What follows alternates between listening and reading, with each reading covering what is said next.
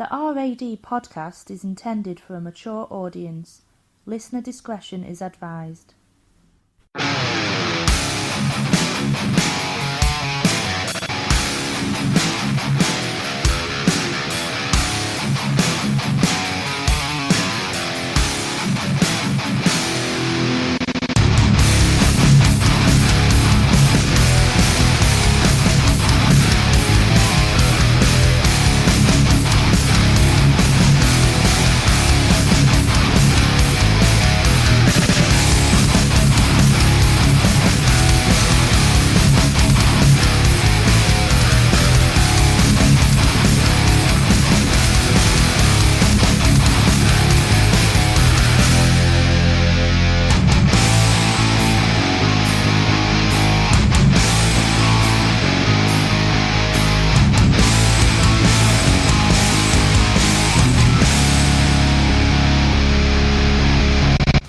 And welcome to this week's edition of the RAD podcast, Random Ass Discussion.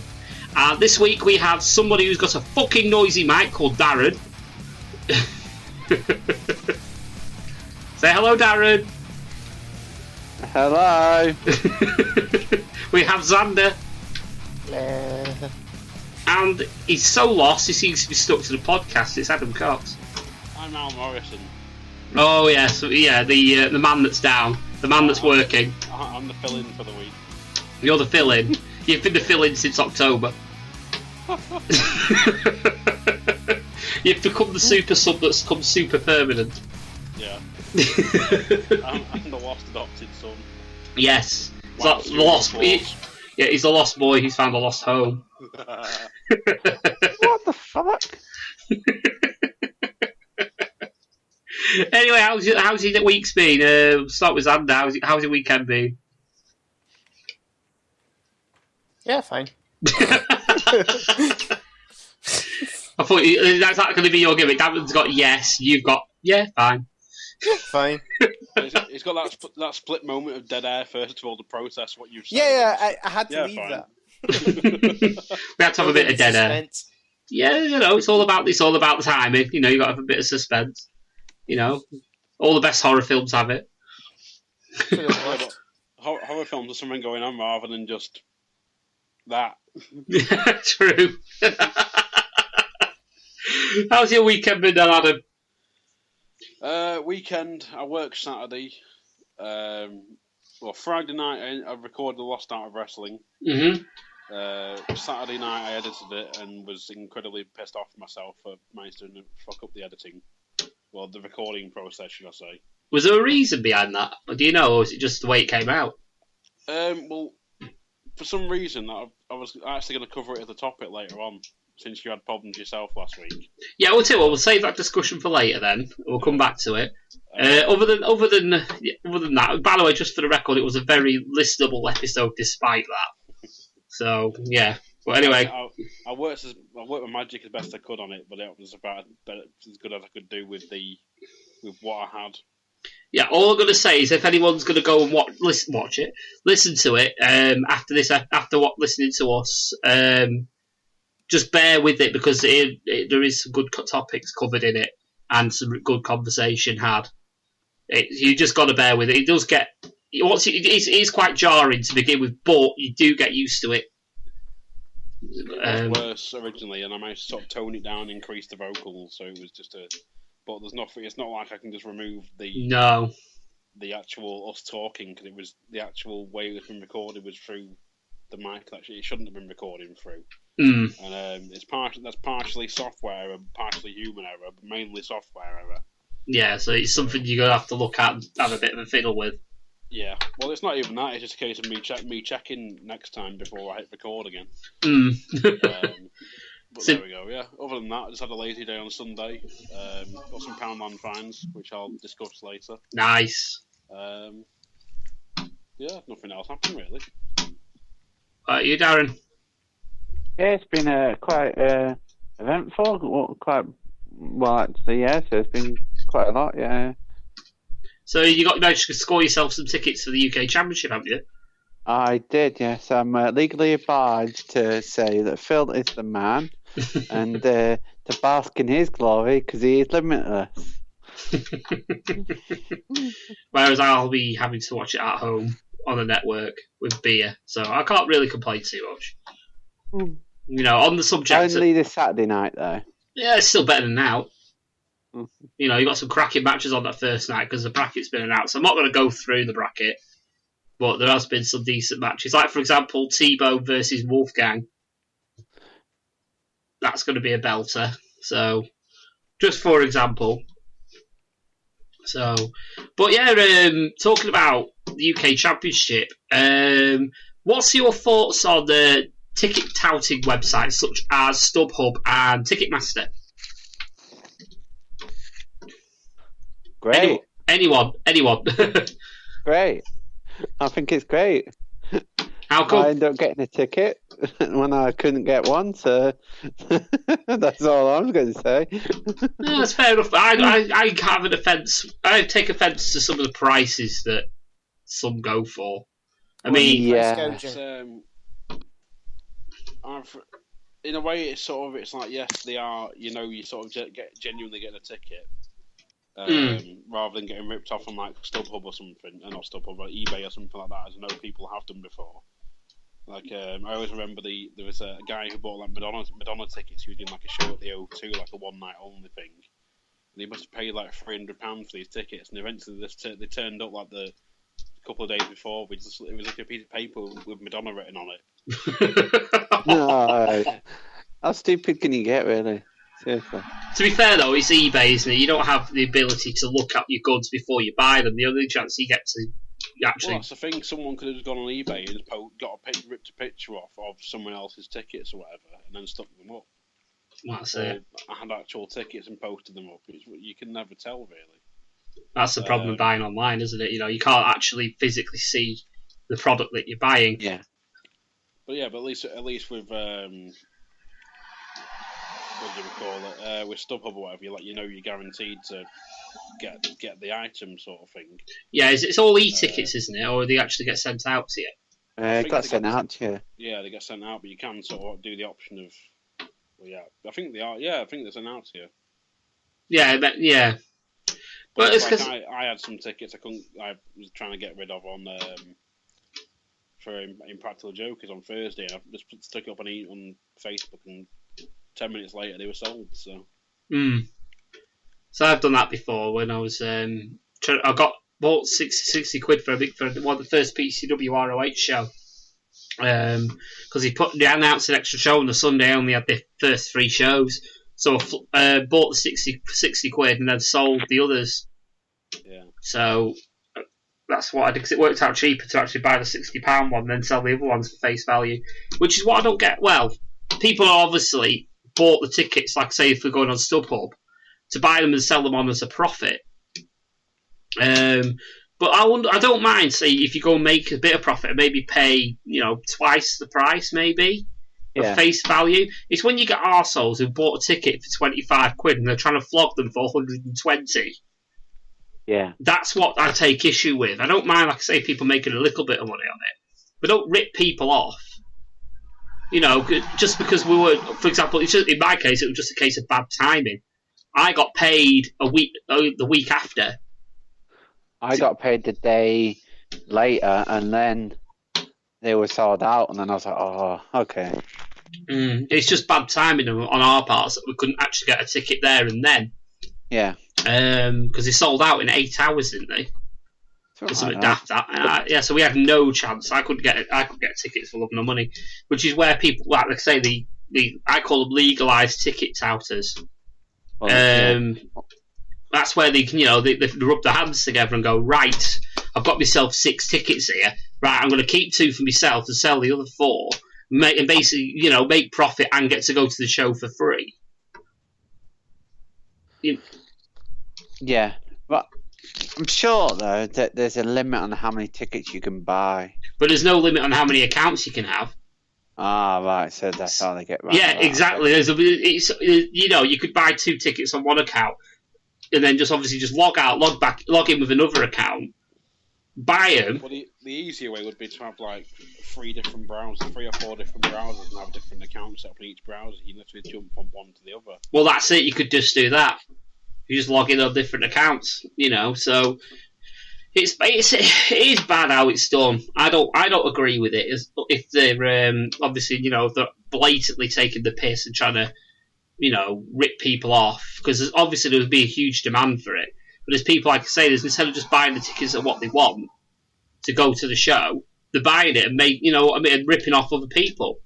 Yeah, that's what I take offence to. Well, it's like the tickets I sold last week. I sold them for face value of £40 each. Yeah. Well, they were £40.30, so big whoop. I lost 60p. Oh well, I can't buy a Freddo now. Big whoop. I'm afraid they're 50p now. I'll get change in that case then. Yeah. You can buy 2 in co-op. The person I sold them to, I used to work there. They were one of my staff at one of my old jobs, and they said, "Oh, you're not going to do us mates rates on them." I said, "Well, you can count mates rates as face value." So, cheeky bastard. Even like their mum had said to him, "He's like, oh, he's not giving you a discount. Oh, he should give you a discount." I was like, "Fuck off! I'm losing money." Even if you got your mates and you sell them on to make money on them, even if you give them mates rates, you're still making fucking money on it. You know what I mean?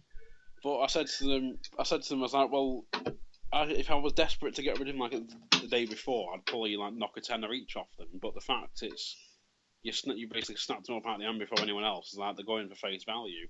Yeah. And she just went, "Oh, I should have waited then, shouldn't I?" I was like, "Well, no, because you might not have got them." Yeah, because some fucker else would have bought them. Yeah. Like I say, when I've sold on PCW tickets, I know it's not the same sort of thing as WWE and what have you, but there has been events that I've sold out and I've had tickets for, and I've sold them on. And I've sold them on at face value. I've seen other people sell tickets at face value. Not once have I seen people trying to sell them on. Pardon me. Sell them on for a profit. It's called price gouging, mate. I think though with stuff like PCW where they don't have a physical ticket, which people still don't seem to fucking understand. Yeah, it's so funny. You can't really sort of because it's simply just a PayPal receipt. You can't really say, well, I've got a standing PCW ticket. It's worth £15, but I'm going to sell it for 45. Exactly.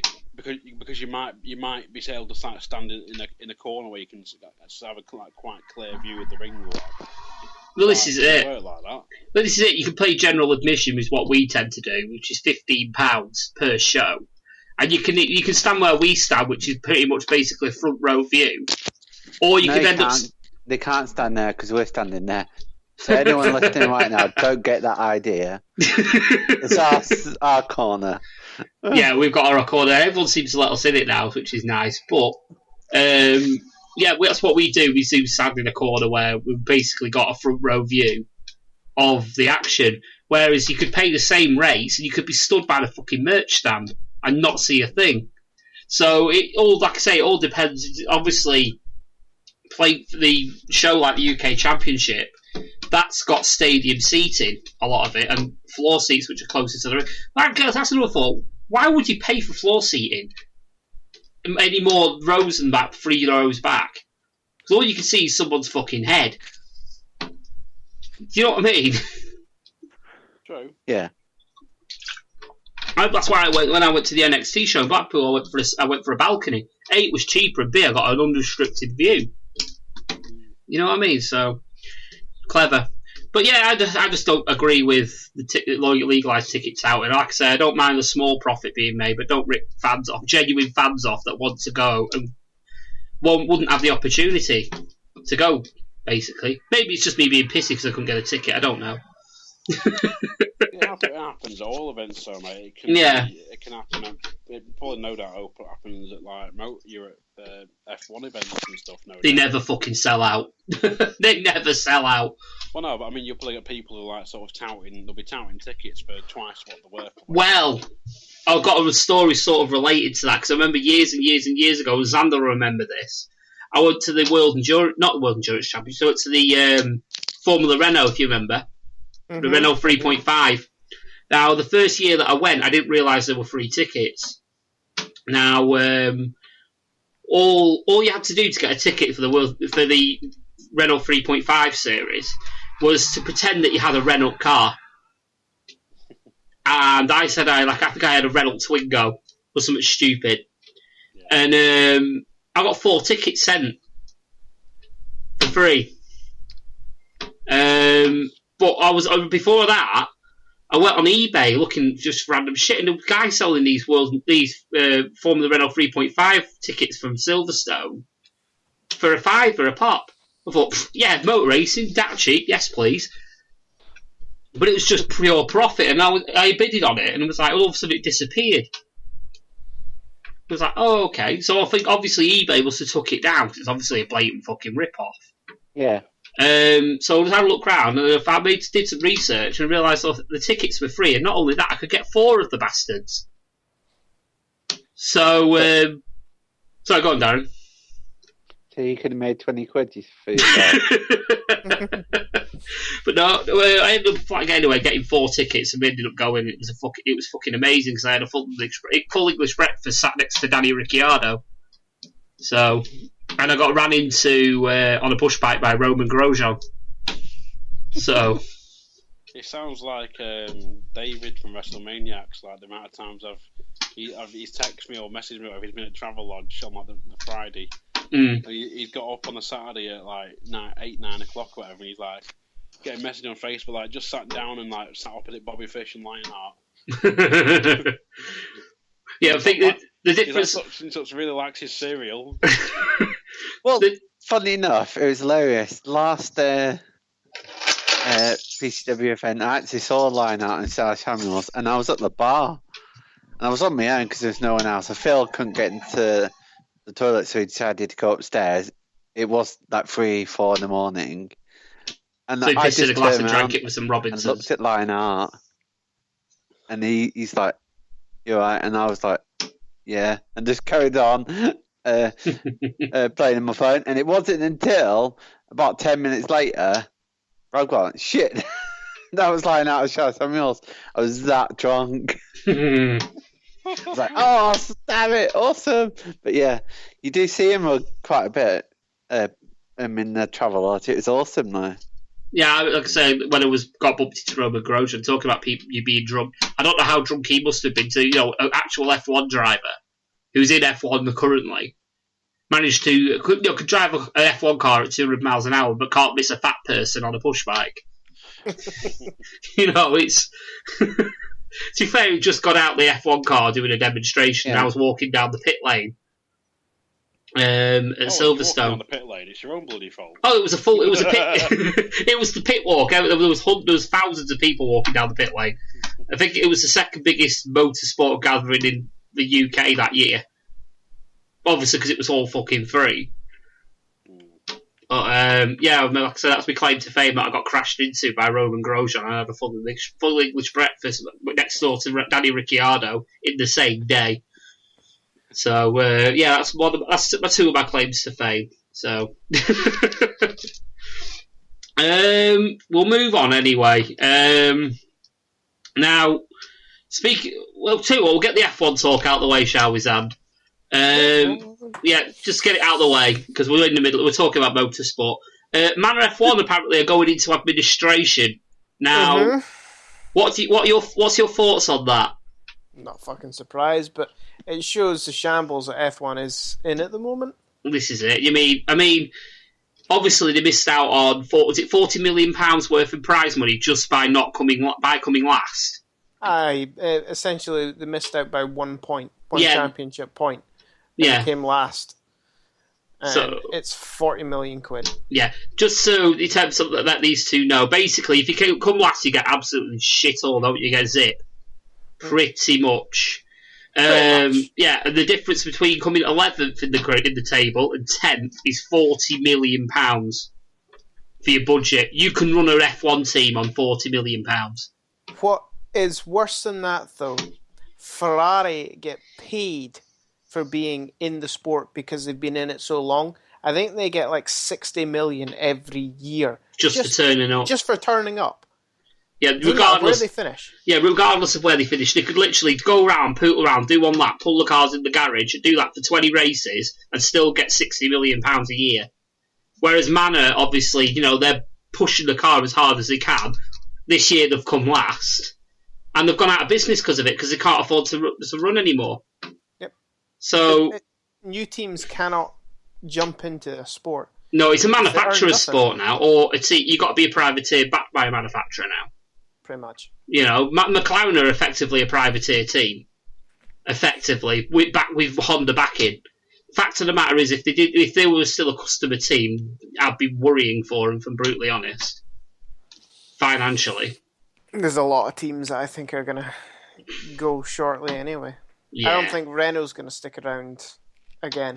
No, I think Renault are going to fuck off eventually. Sauber, I fear for, because I remember saying on a thread on Facebook saying that if it wasn't Manor that went bust, if they'd come 10th, then Sauber would be saying bye-bye to them this year.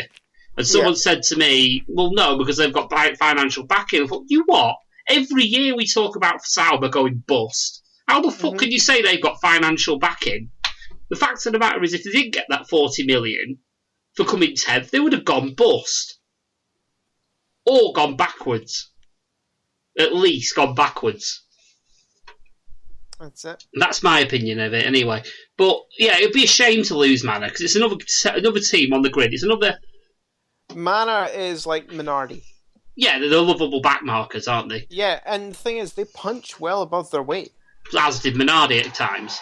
Yeah, and Force India. If Force India had the money of Mercedes, Force India would be winning championships. Yeah, that car was ridiculous.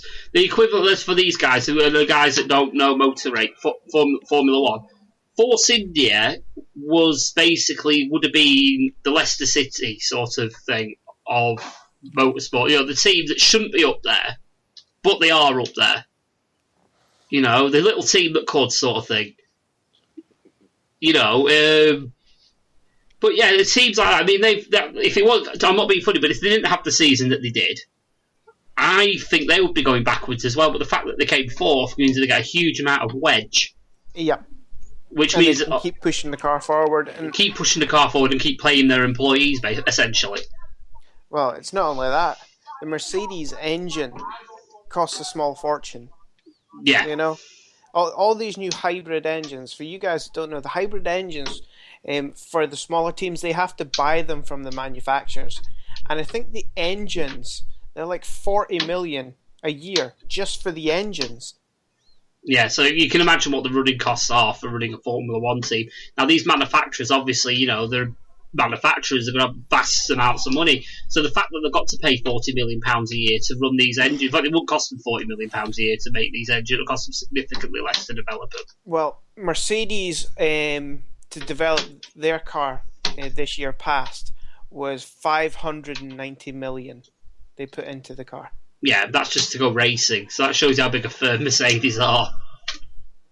It sounds like mixed martial arts. Like you hear of these fighters recently, who they're going up against someone like a big name, and they might win, and like the winner, the losing opponent, the name opponent is getting more in terms of sponsorship money and stuff for losing than the winner's getting. The winner can get like $7,000.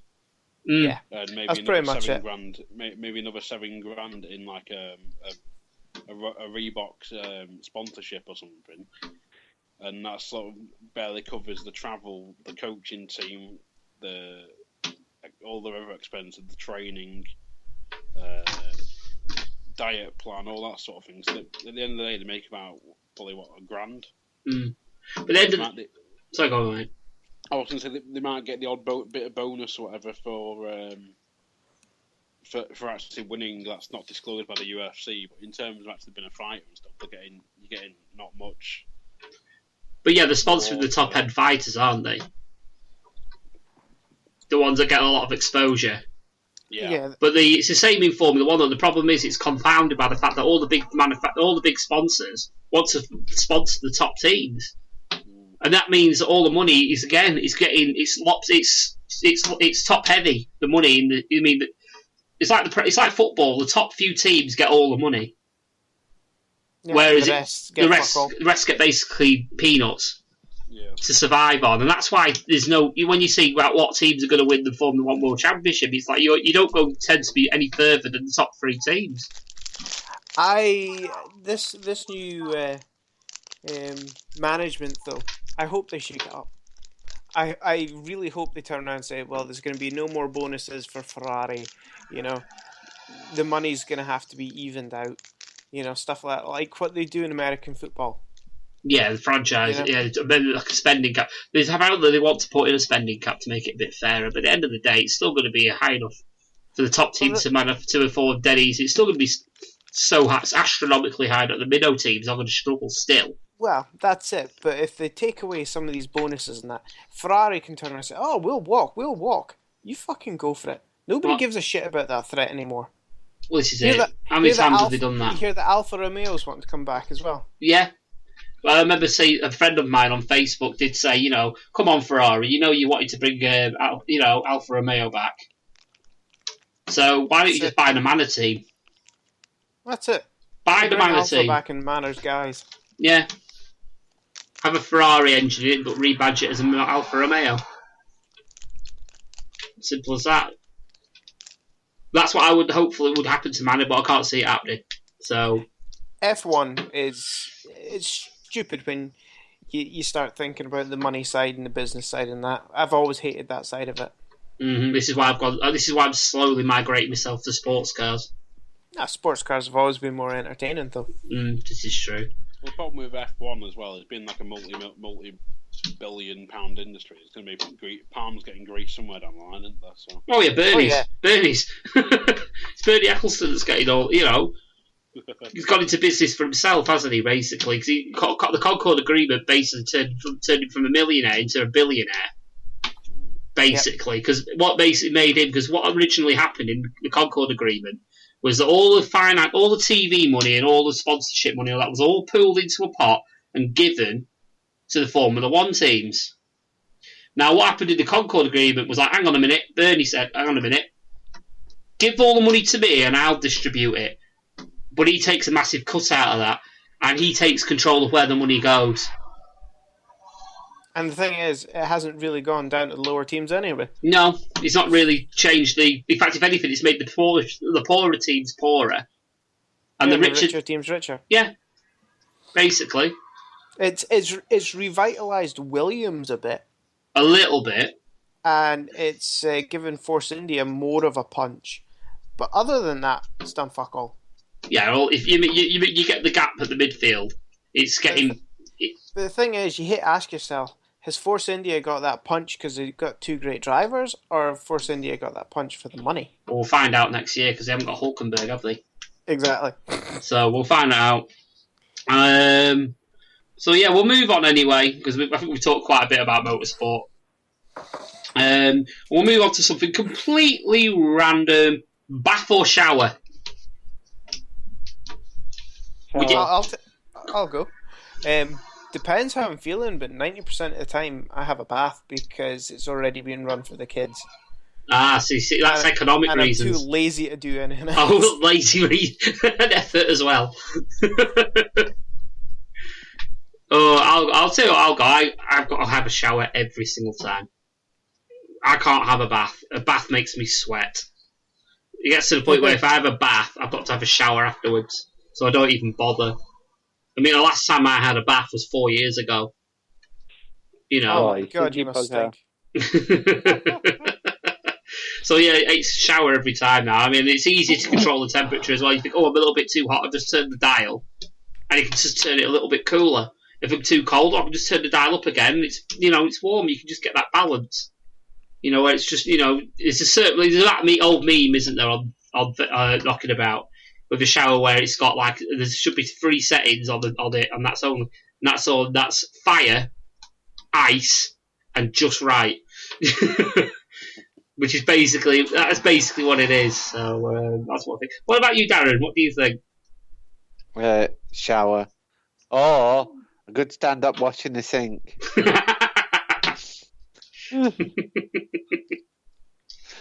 Oh God. Well, you Coxie. Well, I only really had a bath that I ever had baths as a kid. Yes. And normally there had to be enough hot water for it to happen before we moved on to like a sort of smart combi boiler thing. Oh, you had the old-fashioned, just the pilot light and the tank. Yeah, it was something like a case of like flick the hot water on and then leave it on for 45 minutes. I'm like, right, it should be enough hot water now. You got wet. Yeah. Like, not having to worry about that shit. It's just like, but we got rid of the bath. We had a bath shower combi thing, and then we sort of got rid of the bath. We never used it. It was just taking up space in the bathroom. So we ripped that. We just got a standing shower now. But as I'm getting older, it's like I could really do with a bath. Just to sort of soak my joints in or whatever, because I'm just knackered. Yeah.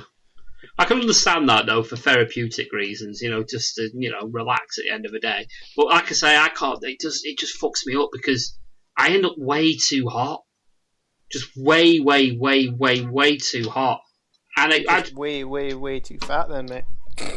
That's why it explains why I get stuck in the bath. I have to have a tub of stalk next to the bath every time I get in. Nice walking baths.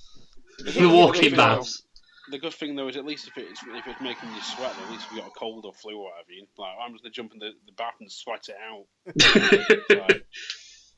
Well, there is that, I suppose. But if I was going to choose to do that, I'd just get under a really, really thick duvet. If I'm brutally honest, and just watch movies. It's potentially dangerous. You can't watch movies on a phone in your bath if you drop it. So, not unless you got a waterproof phone. I did have a waterproof phone until I cracked the fucking screen. So, I can't do that. Fucking vandal. I would love to know how I did it as well. I just pulled it out of my pocket one day. Oh, there's a fucking crack on it. So I don't know how it's happened. I don't know. I must have had a vicious fart or something and cracked it that way.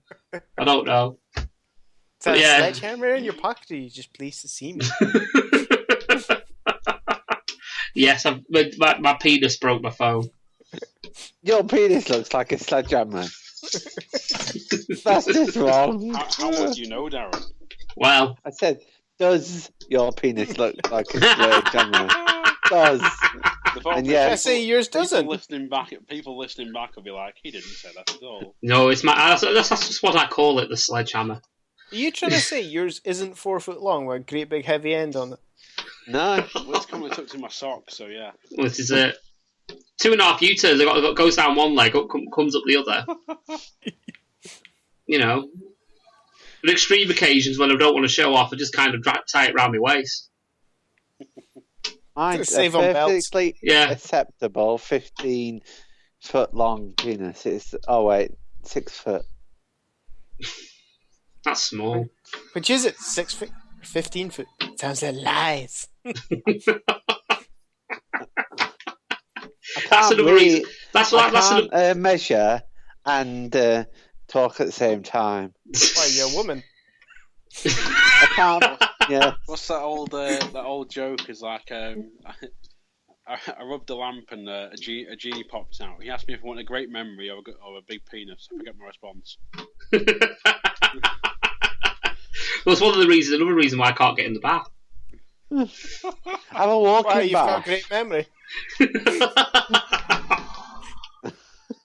But explains why my long-term memory's shy. Can we move away from penis jokes now, please? It's a bit disturbing. Oh, it's what we're all about. Come on. It's our bread and butter. Speaking of bread, anyway, what's the best burger that you've ever eaten? Ooh.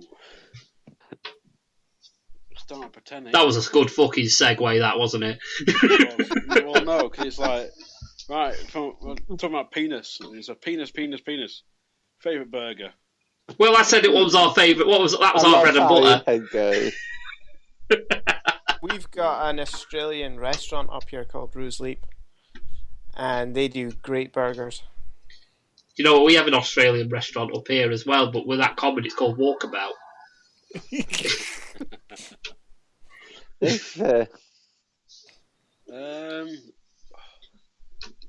I can think of it. I'm just trying to think where it was when I had it.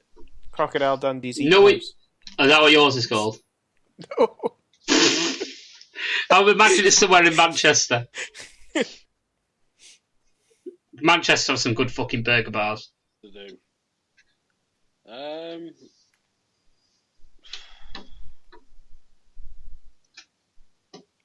I've got two which currently stand out for me. There was one in when I went to New York for my 21st. Me and my parents went to a place called Cheeseburger in Paradise. And I had a Subway before, and my parents were like, "We're not going to get a Subway. We're going to go to this place." And I was like, "Okay, well, I'll just get a Subway." And they ordered these burgers and just came over and they looked fucking gorgeous. It was like everything was perfectly proportioned and everything on it. It's like you couldn't fault it. And I was like, "Oh yeah, I'll try a bit," and it's brilliant. It was like you could see through time. It was that amazing. It was like a euphoric experience.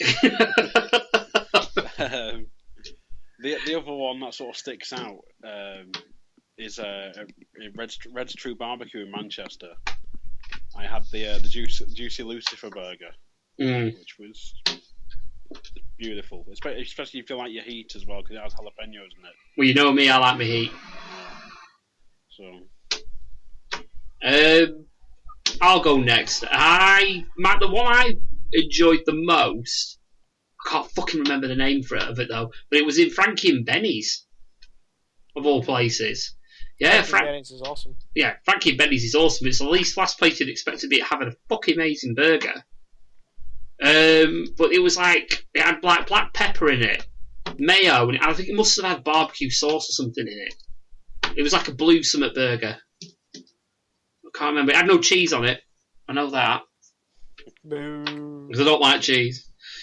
You're a woman. Yeah, that was amazing. I actually have flashbacks to this day just biting into that burger. And it was like, I was living in Preston at the time, so it was like 2010 at the earliest. Maybe latest even. But recently, I'd have to say the King Kong burger in West Coast was probably one of the better ones as well. Yeah. I'd have a King Kong burger myself because I know I'd never finish it. But I fucking annihilated it, mate. I've had West Coast burgers before, and I've always been quite partial. Swift Town's good. When the Sizzlers, what's it? Oh, is it the I can't remember what the fucking the firm's called now. But Pubs, is it? That's something like that. But they do good fucking burgers as well. Places like Swift Town in Blackpool and things like that. They are top notch, to be fair. Even the Challenge Burger, and that is a challenge. Let's be honest. And that was nice. I'm trying to think of anywhere else I've had decent burgers, which isn't a fast food joint. Tell you what I do like, and it just sounds so cheap, but it's like my go-to takeaway now at the minute. Is a place called Burger Dome in Blackpool. And it's the half-pound chicken sizzler burger with barbecue sauce. What about Burger Dome again? Burger Dome, Talbot Road, across the road from where Rumours was. Literally next door to Shalimar Gardens. Yes. Yeah. Oh, fucking hell. Yeah, in there. Of all places, in there. Yeah, you do tend to go in there and come out thinking, right, how many needle stabbings have I had? There's not so much that, but it's the problem for me is like no matter how wank I am or anything, no matter where, if I'm in that tash or something, my mates always say to me is like, we're going home soon. I'm like, yeah, I'll just finish this drink. Do you want to get takeaway? I was like, yeah. Where are we going? We're doing our Popeyes. Like, why Popeyes? Like, it's near the taxi office. Because we can trek up to Popeyes, sit in Popeyes for a bit, and then we can just literally stumble over the road and go to the taxi office. And try not to die as you cross it over. But the problem with I think it was at Burger Dome was my mate was in there on Christmas Eve because a few of them went out, and he was absolutely wankered, and someone else, I didn't go out on the shit, but someone else got left with looking after him, and he's just there sort of almost dead, sat down, and goes up to the thing to order. And he gets like a burger or some chicken or something. And he's going, "Hey, mate, do you spaff in the mayonnaise?" And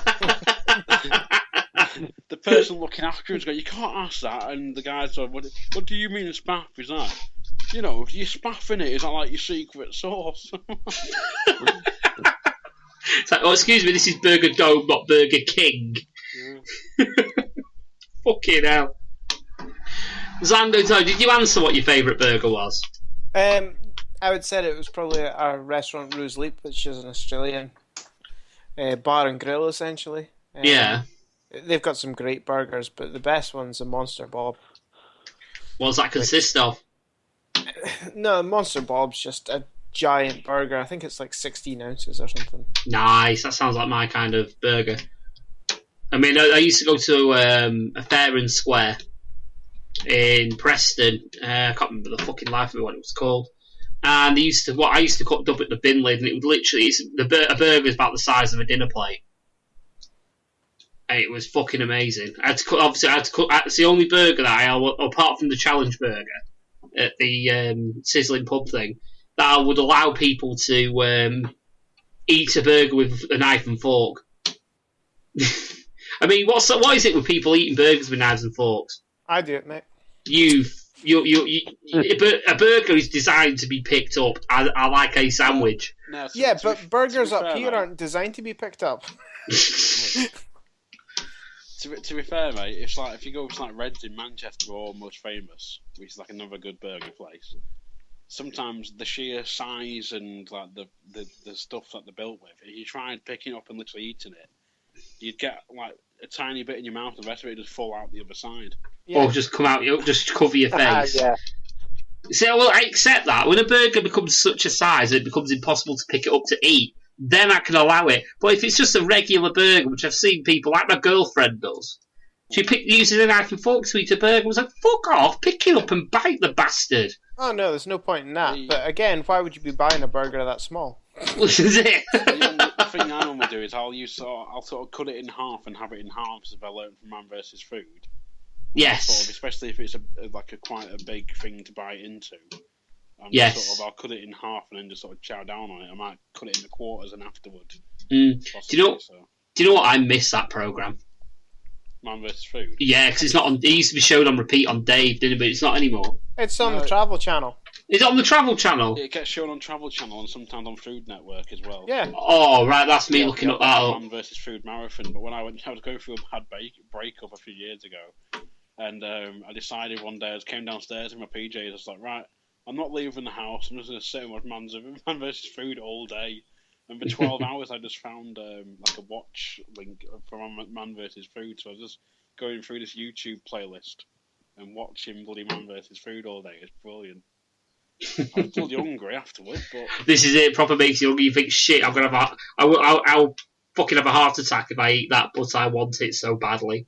It's one of the only reasons I want to go to America is to try some of that fucking food. You know, I would actually just do like a Man vs Food sort of road trip. Oh, that'd be brilliant.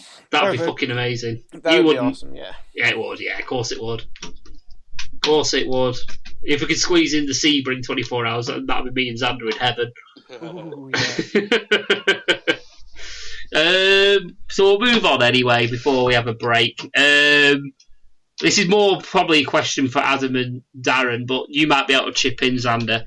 Is Blackpool better or worse in winter? Define when in winter. Now. Worse. Well, as opposed to the season, obviously. Oh, it's so much fucking better. Yeah, I'll go with that. Why? Why would you say it's better? Simply because I hate people. For elaboration on that reason, it's because, as you full well know, I've worked many seasonal sort of jobs. Call them gigs. All that have retired around revolved even around tourists. Yeah. And of course, sort of being in the trade, you sort of realise how much of an arsehole people can at times be for the smallest of things. Yeah. But again, it's like I was on the bus, I think, sort of last weekend. I've noticed now you've mentioned that. Do you meet every single arsehole in Blackpool on the bus? I must do. Even the ones that fucking live here. You walk into all the bus wankers. Yeah. Like, seem to attract them. Here and like, oh, he's getting on the bus quick. Let's follow him. Yeah. There's that fucking cocktail girl on that number 5 bus. Jump it. Yeah. But no, it's like I went past. I was on the bus the other day going into town, and it was it pulled on the front, and it was like a sea of shutters. Yeah, you love that. I love that phrase. The only place open with like all the Merlin attractions. There's like two swords, a few doors down. There's just shutters as far as you could see. There's like one door open for the Star Trek exhibition. The Pirate Golf and Sea Life was like one door open each, and the rest of it were just shutters. It was like the token openage, and they know they're going to do shit. So they just have literally, look, we've got one door open, we're open for business. So we almost look shut. Essentially, yeah. Yeah, like all the Merlin attractions have to be open. Yeah, it's part of the agreement, isn't it? But yeah. So. But yeah, the only noticeable things tend to be open is Coral Island. If you go south of Coral Island, that's it. Everything is shut. Pretty much, apart from two swords. But it's like I was talking to the owner of the B&B we stayed at in Dublin when we went for my brother's 30th a couple of years ago, and we were saying to them, so I was like, so is it busy for you now? And they said, yeah, pretty much from like end of February through to December is like our season, and then sort of December, January it gets quiet a bit until like back end of February again, and sort of it gets really busy again for St. Paddy's and that. So we have like a little mini season in Blackpool. We have the season goes till like the first weekend in November. Then everything shuts up for like a month, doesn't it? Then reopens again for Christmas, apart from Pleasure Beach. Pretty much, and then it shuts down deathly for about 2 months, which is what I call the golden period for us locals. Well, a few years ago, about 4 years ago, Pleasure Beach decided to open up the kids Nickelodeon land. Let's just say I got paid 8 hours to sit down and do nothing because everyone would walk by and want their photos. If they look at the photo, freezing cold, just coming off a water ride, and then the next day I did the exact same thing. And I was like, sod this. I need a way. Closed the ride, closed the toilet unit, walked to the toilet, went to the toilet, come back. 15 minutes had passed. No one had even been on the ride. It was pouring down the rain and no one was on the park, yet they still kept it open. I don't know if they did it this year. I don't think they did. There's nothing been advertised. But I was like... Oh. Why the fuck would you open that? Why would you open it in winter? I mean, why would you want to go on the big one at -10? Well, they didn't do all the rides. They just did one year. They just the other one side of the park, and then the other year they did all the kids' rides because Nickelodeon land was new then. Oh yeah, so it was like a taster for everyone the local wanted to go sort on of it. thing. Yeah. So like the biggest ride open to you was the Zipper Dipper. Pretty much. But going on water rides, it was just crazy. But yeah. Going into town out of season's bliss. Absolute bliss. Yep. Absolutely. I mean, you normally in the season you have to zigzag down the main high street. But you can pick a line and walk in a straight line. You won't bump into anyone. You can shut your eyes and walk, and you won't bump into anyone. It's really quiet. Really, really quiet. I love it. Even Primark is sort of bearable. No, it's not. That's a lie, isn't it? That's a fucking lie. It's still that thing though of like out of season, like you get like these dance competitions coming in. You're seeing all these like young kids walking through town wearing barely anything, like a shit ton of makeup. Yeah. I don't know if you noticed, though, I've been in Primark recently, but they've one of the escalators in middle floor stopped working. And where's the menswear on top floor? You don't need it running, do they? Because no blokes go in. They try not to. Yeah. They've got the location right, haven't they, in Blackpool for the shops? I mean, you've got Primark across the way from fucking Sports Direct. So you're just like, right, the missus wants to go in Primark, you go in there, I'll go look in there, look at golf clubs. You know what I mean? It's I'll meet you in the middle. You know, it works. It's the best way. It's a coping mechanism. Sports Direct. Funny enough, we was actually saying something. You know, and someone, you know where Ann Summers is in town, next to Pizza Hut and everything. Not anymore. It's not. It's in Hams. It's on the side of Hams Hill now. Across the road, they used to always have a bench, didn't they, opposite Ann Summers, and you used to always see the men sit down there. You did as well. He's right. We walked past the new Ann Summers shop the other day, and we went, "There's no shop. There's no bench here. It's not going to take off this shop. I'm telling you." You just gonna have groups of men walking past playing trouser snooker. All you have to do is open a coffee shop opposite. The men will go into it or pop up next to it, opposite it, bang, because they don't want to go in. There is a restaurant. So Starbucks is missing a trick. Yeah. Starbucks is near enough opposite. Yeah, Starbucks is pretty much opposite. About 3 doors down on the other side. And not only that, there is actually a restaurant there. It's like an Italian-style looking restaurant. But all they've got to do is put a couple of benches outside. Jobs are good. Yeah. You know. Thornton's have just got to get an idea of just get a coffee machine, job done, because that's literally right next door. But there's benches there, don't forget. There are benches there. Just for the record, why are we giving masturbation tips for people in the street walking back through House Hill? I was going about old men. Masturbating. Masturbation tips. Well, they do like to bask in their glory. Glory. Darren's going to be the next Ann Summers representative, isn't he? He's going to start posting Ann Summers parties. I tried once to do one, but then no woman came. Hi, I'm Dominatrix Daz. No woman came. You're just looking at it. You did the job wrong if that happened, right? Did you get that, Adam? Sorry, I had to do that twice, didn't I? No woman came.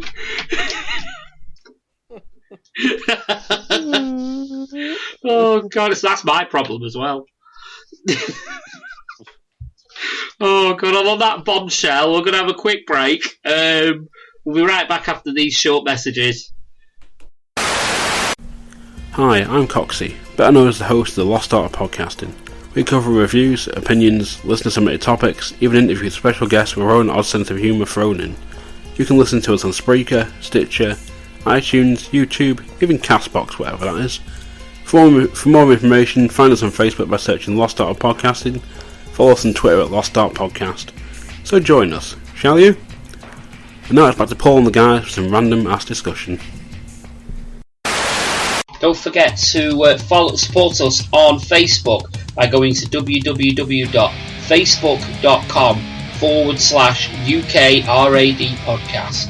You can also follow us on Twitter at UKRAD podcast, and you can also find us at Spreaker on www.spreaker.com/RAD podcast.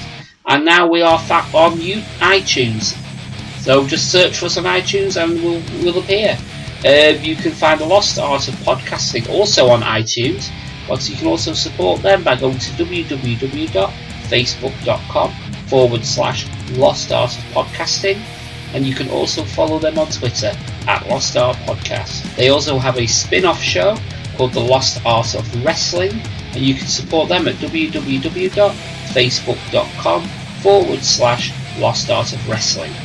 You can also follow our friends at Mystery Island by going to www.facebook.com/back2 and you can also follow the sponsor of the PCW Prediction League by Avant-Garde Security, and you can find them at www.avantgarde-security.co.uk.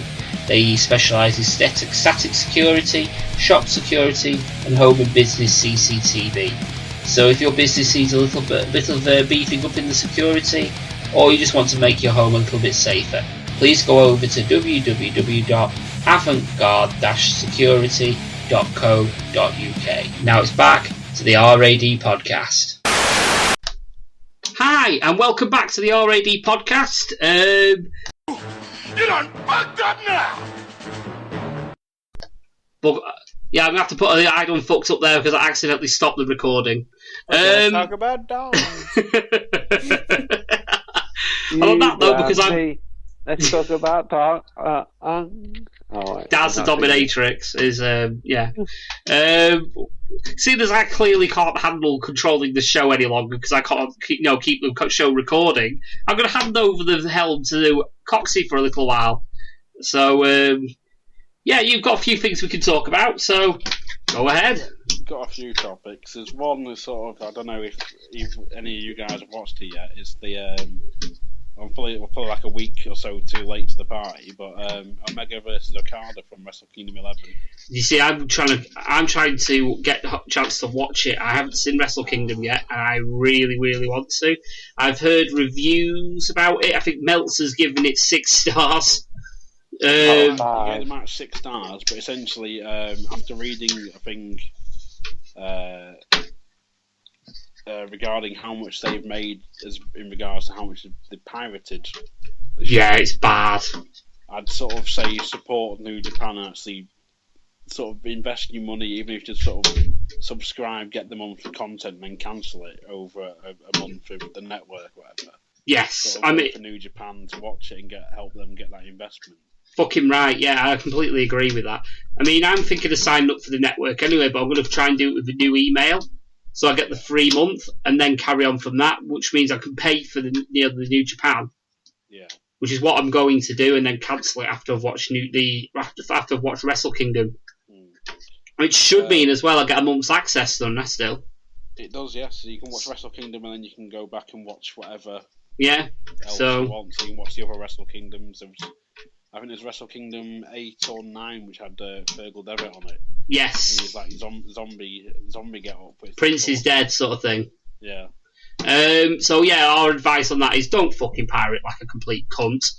Go and pay for it and give something back. Basically. Anyway, as you were saying. I just spilled my blue. Hey, Xander, you know your line. What? I don't have mine. We'll know though. Before. So instead of cheers, darling, it'll be fuck, darling. He was asleep. But no, it's the match itself. I only watched it myself. I only wanted to watch the actual match myself on I think Thursday. Isn't it like 55 minutes long, something like that? Well, with the entrances, yes. Yeah. Because the way I saw it, it was yes, I am one of those cunts, but I will subscribe at some point. But no, it was on YouTube, and I was like, well, I need to watch it quickly because someone posted a link on a group on Facebook. So I just sort of I need to watch the match so I can get it reviewed, sort of quickly and efficiently. So that was my option. Yeah, but there's a difference, isn't there? You've gone and watched that, and then you're going to think, oh, this is actually quite good. I'm going to pay and watch the rest of the show. Yeah. So that's fine. But yeah, so with the entrances as well, it comes to like 54 minutes, I think, roughly. But it is it's quite a long match. At the same time, it's a very, very good match. Yeah. Who's on the commentary this time? It was Kevin Kelly and Steve Corino on British commentary. Nice, that's the ROH team.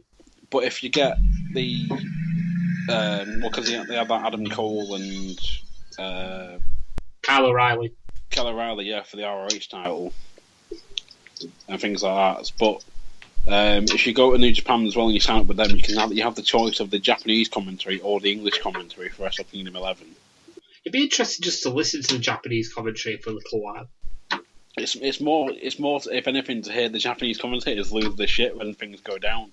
This is it. I love. So this is why I want me and Xander will vouch for. Xander will vouch for this. Watching anime in Japanese is a must. Yeah. It's a must. You watch it in subtitles. It's a fucking must. Now I don't know what your expertise is on animes, Coxie.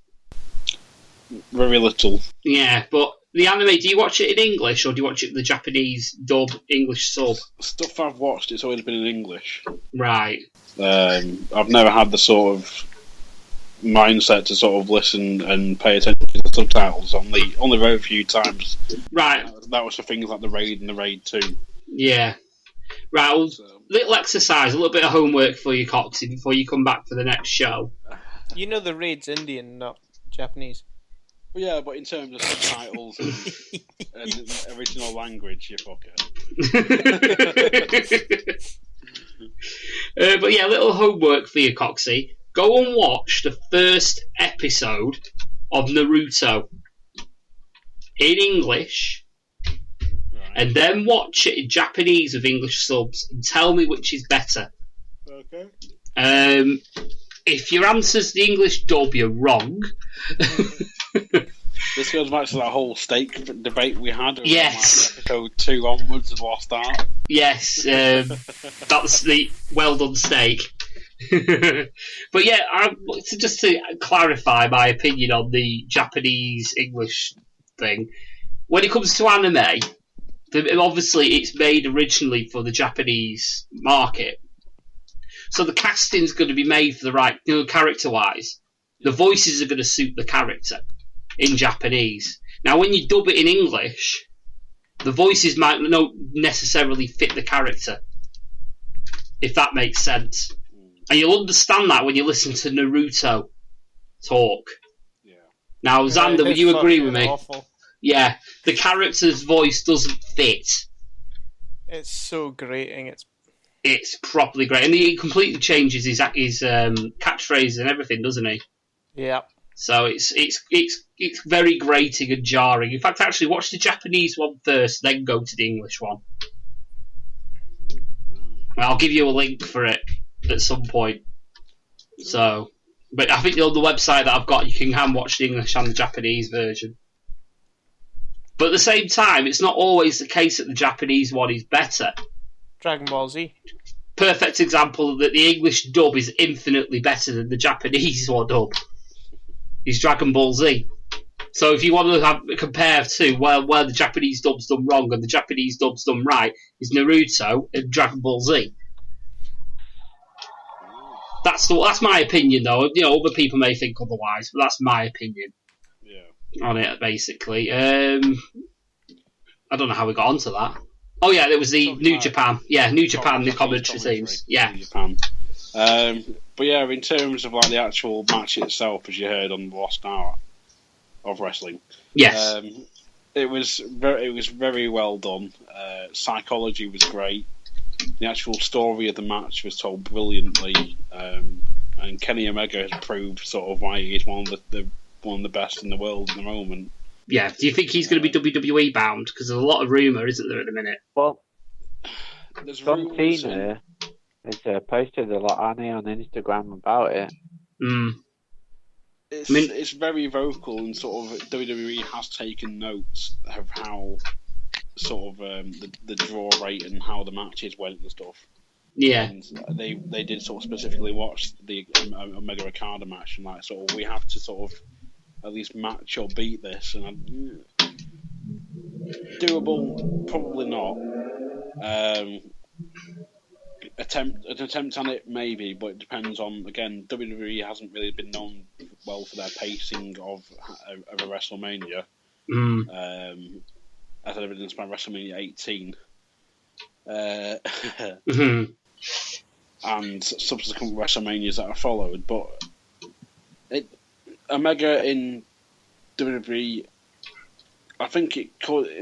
I'd like to see it happen. I couldn't see him with the World Championship, if I'm brutally honest.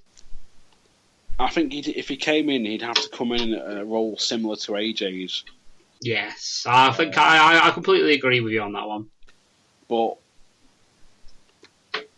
he'd have to sort of bring that strong style over him like Shinsuke Nakamura has done, and he'd have to wrestle at that same sort of pace and put on those sort of world class matches. Yeah, but I think maybe getting him in NXT, if they did do that, and have a program with Shinsuke Nakamura, would be a great way to introduce Omega to an American audience who may not necessarily watch Japanese wrestling. Well, the thing is, he's appeared in America before previously because he's done the PWG. I think he's done Ring of Honor before as well, and he possibly briefly TNA back in the day. Yeah, but you got to think about it as well. There's a lot of mainstream WWE, or the main audience for WWE, don't really watch anything else other than WWE. So they may watch. They say they get the network and they watch NXT. That would be their introduction to, say, Kenny Omega. But I've got my own little theory of potentially what may happen. But anyway, go on. I was going to say that is true, but if you look at the hype that has surrounded that surrounded Wrestle Kingdom because of Kenny Omega recently, it was on ESPN. It's been all over Twitter. It's been all over Facebook. Numerous pages and stuff on Facebook have been talking about it. It's probably been trending on Twitter. Simply because of how good that match was. And it's like sort of that thing of like people are teasing that he might go to WWE. I don't think he will because he's like he said himself. He wants to be that guy who has never signed. He's one of the best in the world, but has never signed to WWE. Didn't he go on record to say that to become a legend, you don't have to be with WWE? Yes, he did, I believe. But then he sort of... I read something else earlier today that said he wants to face John Cena at some point, possibly. Talk about contradicting yourself. He's open to the prospect of facing John Cena sometime, but... Yeah, because he saw the payday. Well, yeah, the payday, exactly. But what my opinion... Well, he could get the payday, and without having to move. Now, this is my opinion of what potentially could happen, is obviously... they could sit and wait and see what happens with this UK Championship thing. Because if you were to tell me, Coxie, where's the 3 biggest hotbeds of wrestling in the world? Or some of the hotbeds of wrestling in the world? Companies or countries? Just countries. Countries. Okay, well, your biggest one was America. Yeah. Japan. Yeah. And either Britain or Canada. Probably more than likely Britain, but... I'd say Britain. More so, as in, like, starting to get more international renown. Yeah. There's also Mexico as well. We can't disregard Mexico. But it's less so nowadays, I'd say, than it was a few years back. But out of them 3, obviously, WWE's outstretched its reach now to the United Kingdom, and it's going to have an actual championship and a promotion sort of thing in the UK. Now... That sort of put a clinch on New Japan, who used to have, I think, their talent would either sign to like a 1-year deal or like a per appearance deal. Yeah. Now they're trying to sort of reevaluating their contracts, and they're getting the New Japan talent to sign multiple year contracts now. Well, this is it. I think that some of the bigger companies in the other countries, such as CMML and New Japan, things like that, are potentially clenching their arse cheeks at the minute because obviously WWE are trying this in the UK to see if it's a success. Now, if it obviously is, they might think, oh, it's not so bad, right? Where else is a decent payday for wrestling? Now, they've already had a show in Japan with Beast from the East and showed that the WWE can draw. Now, why couldn't they start their own promotion in Japan like they're doing in the UK, crown a Japanese champion? Do you know what I mean? And start a promotion there to rival the likes of New Japan. They could, but I think for reasons that they won't, and that partially involves not to go on. I don't want to wind up in a ditch here or anything, but I do know there is certain connections, shall we say, with companies, and there have been connections in the past and things like that to certain criminal underworlds. Yeah, mainly the Yakuza, but there we go. Allegedly. So if I'm not on next week's show, you know why. But again, it's sort of that thing. It's no doubt that palms could probably be greased enough to sort of keep them. Oh, well, you can run a show here, but you can't bring a company over. And yeah. So. Well, maybe, but I could see something like that working if obviously they did manage to set up and get going, something like that would work over in Japan because the market is available for them to do that. But at the same time, I'd love to see people like Omega come over to America, maybe do like 6 months in NXT, and then move him up to say, I think he'd be better fit in SmackDown. Definitely better fit in SmackDown. But yeah, something like that. I think that's what they should. If they're going to bring him over to American shores, that's what they should do. Try him out in NXT first.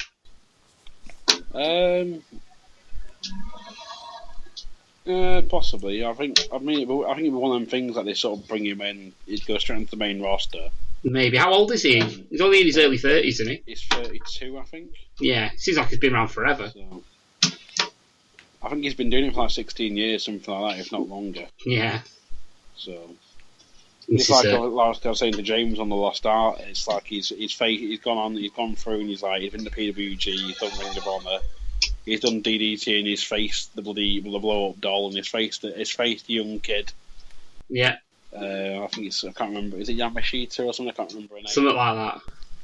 But he's basically done everything that he could possibly do, basically, in Japan.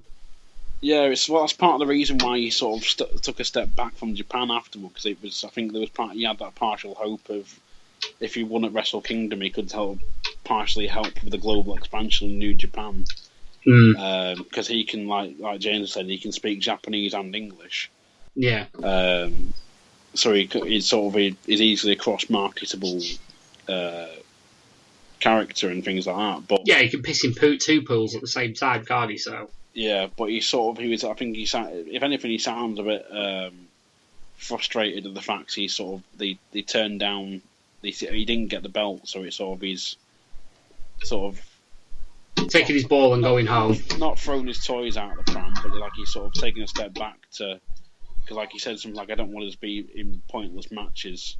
Yeah. Meaningless matches go nowhere sort of thing. Yeah, he doesn't want to be in the mid-card, upper mid-card, obviously, because he's above, obviously, if there's a mid-card championship there, then he's obviously above that, but he's not quite in the main event picture. Rusev, for example, in the WWE. Yeah. Something like that. It's also that he won't be able to appear at the Rumble, because his contract with New Japan doesn't finish till the 31st, and the Rumble's on the 29th. Yeah, well, they could bring him in. They could bring him in. Let's WWE buy out the rest of his contracts, if that's possible. Possibly. I mean, with 2 days left or whatever, it's fucking worth doing, isn't it? So. But then is it sort of worth the lawsuit afterward? Can it be a breach of contract? Depends on the clauses on his contract if he's got a no compete. Yeah. So we'll have to see. Anyway, we'll move on anyway from the wrestling because I think I can hear Xander snoring. So. No, yeah. I was going to say I've got a couple of wrestling topics to cover. Oh. But I'll cover them quickly. Yeah. This first of all, because it was speaking of NXT, Cassius Ohno made his return. Yeah. Seen him at PCW, quite enjoyed what I saw. Wouldn't mind seeing what he does in NXT. Again. Yeah. But it was his apparently all-round goal to get back to WWE as Cassius Ohno. Because he sort of, even though he sort of lacks the physical look. The physical look, yeah, he has the ability and the charisma. The ability, the charisma, and he can talk, everything like that. Shown by the fact he's faced like Zack Sabre, Cody Rhodes, I think Drew Gulak, whoever else, multiple guys, and he's sort of had 5-star classics with them every time. Yeah. So. The thing is, what's more salivating to me is when if he does end up he is in NXT, but if he ends up going up onto the main roster, because I mean, how old is Chris Hero now? He's mid to late 30s, I think. Right, so they're going to obviously, if they're going to do anything with him towards the main roster, they're going to fast track it. So what salivates me is the potential that they're going to team up Cesaro with him again. The Kings of Wrestling, yes. Oh, that'd be good. Exactly. I mean, they are big on the tag teams at the minute. So, obviously, Sheamus isn't going to be a tag team wrestler for that long. I can't see it happening. So obviously that's a good way of breaking the team up potentially. Yeah. So that's I would look forward to seeing that, and hopefully that's what they do. And it also, it's two of the greatest wrestlers on the planet at this moment in time on the same team. Yeah, it just screams money. But it does to me anyway. We'll move on anyway. So I think it's a positive that Cassius Ohno is back. Definitely, but positive. Well, my last wrestling part was PCW related. Oh, go on then. Well, it was mainly yours and Daz's and Polizander's thoughts on PCW doing the white collar wrestling event. Oh yes. But also, what music wowould you use if you signed up for it? Oh, I like this question. So basically, well, first of all, we'll tackle the main thing on that is, what do you think of wrestling for charity, basically, isn't it? Essentially, yeah. Yeah, so what do you think, Xander? We'll let you see what you think. Well, like wrestling orphans. That just sounds like an amazing TV programme. We have Orphan A. We have Orphan B. The winner gets a meal. Fight! oh no, here comes the masked orphan. Please, sir, can I have some more? Kendo sticks! Oh my god. Here comes Oliver Twist! Run for your lives! He has Fagin! Oh, Oliver Twist's finisher is the twist of fate.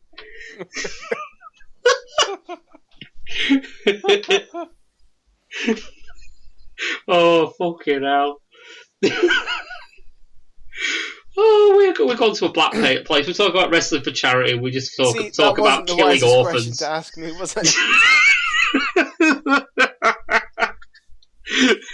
So at least we know what your gimmick is for your wrestling, and we know what your theme tune's going to be. Food, glorious food.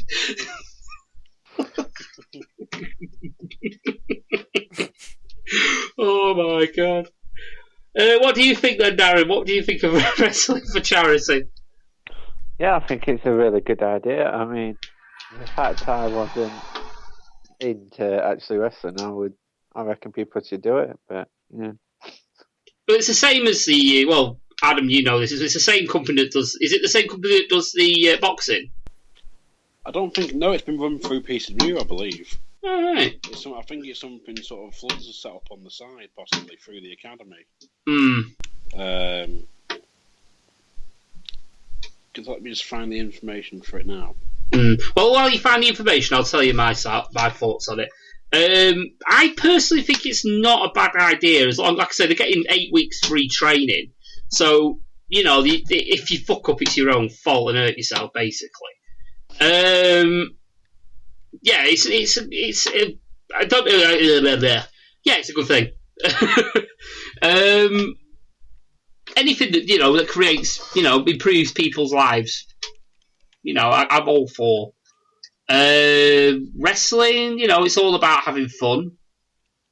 Yeah, it seems like a good idea to me. There are obviously, it's taking regular people and putting, you're putting a regular person potentially in a fucking suplex. You've got to make sure that they're trained to take that suplex, and I think possibly 8 weeks isn't long enough.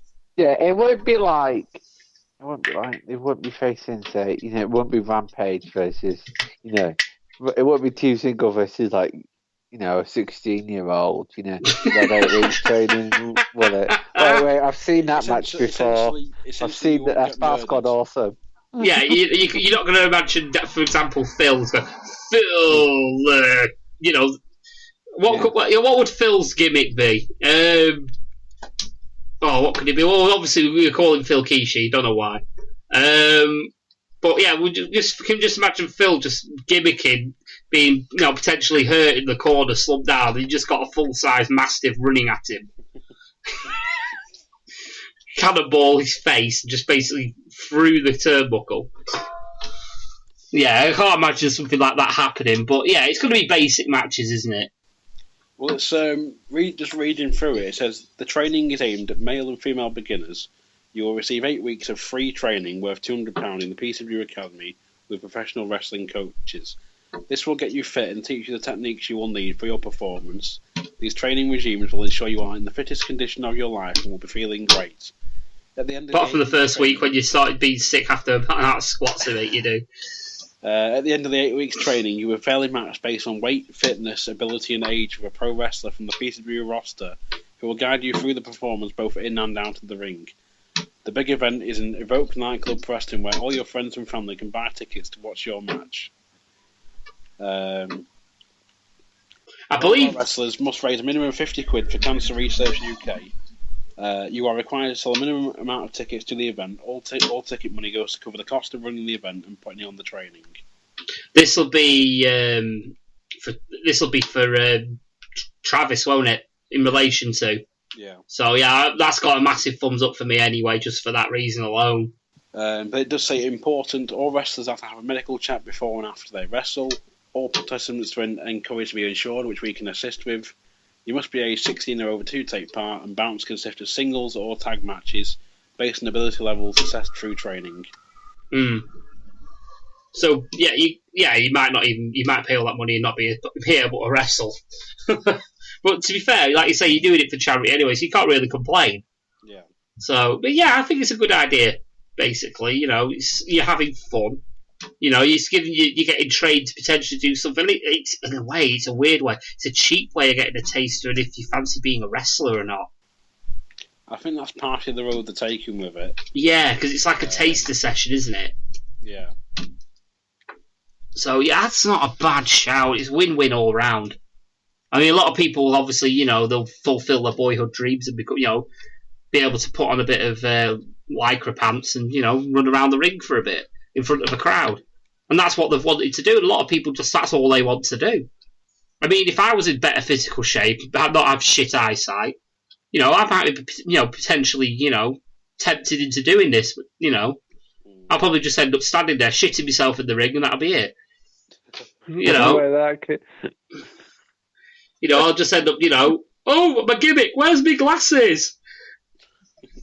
That could be my gimmick, actually. If we're talking about what your entrance music would be, that would be me. I'd actually just take my glasses off, walk to the ring with my arms out, singing I am a mole and I live in a hole.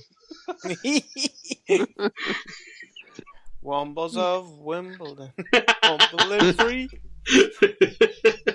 So what would yours be, Darren? Damn it, I just love that song.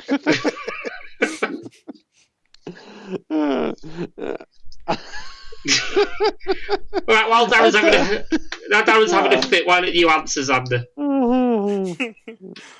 Well, my entrance song would be Queen and Don't Stop Me Now. Fuck up those orphans.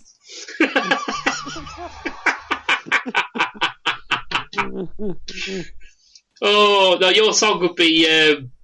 Say if that's the case, Darren can be the face, you can be the heel, can't you? You're going down there with the kendo sticks, beat the orphans up.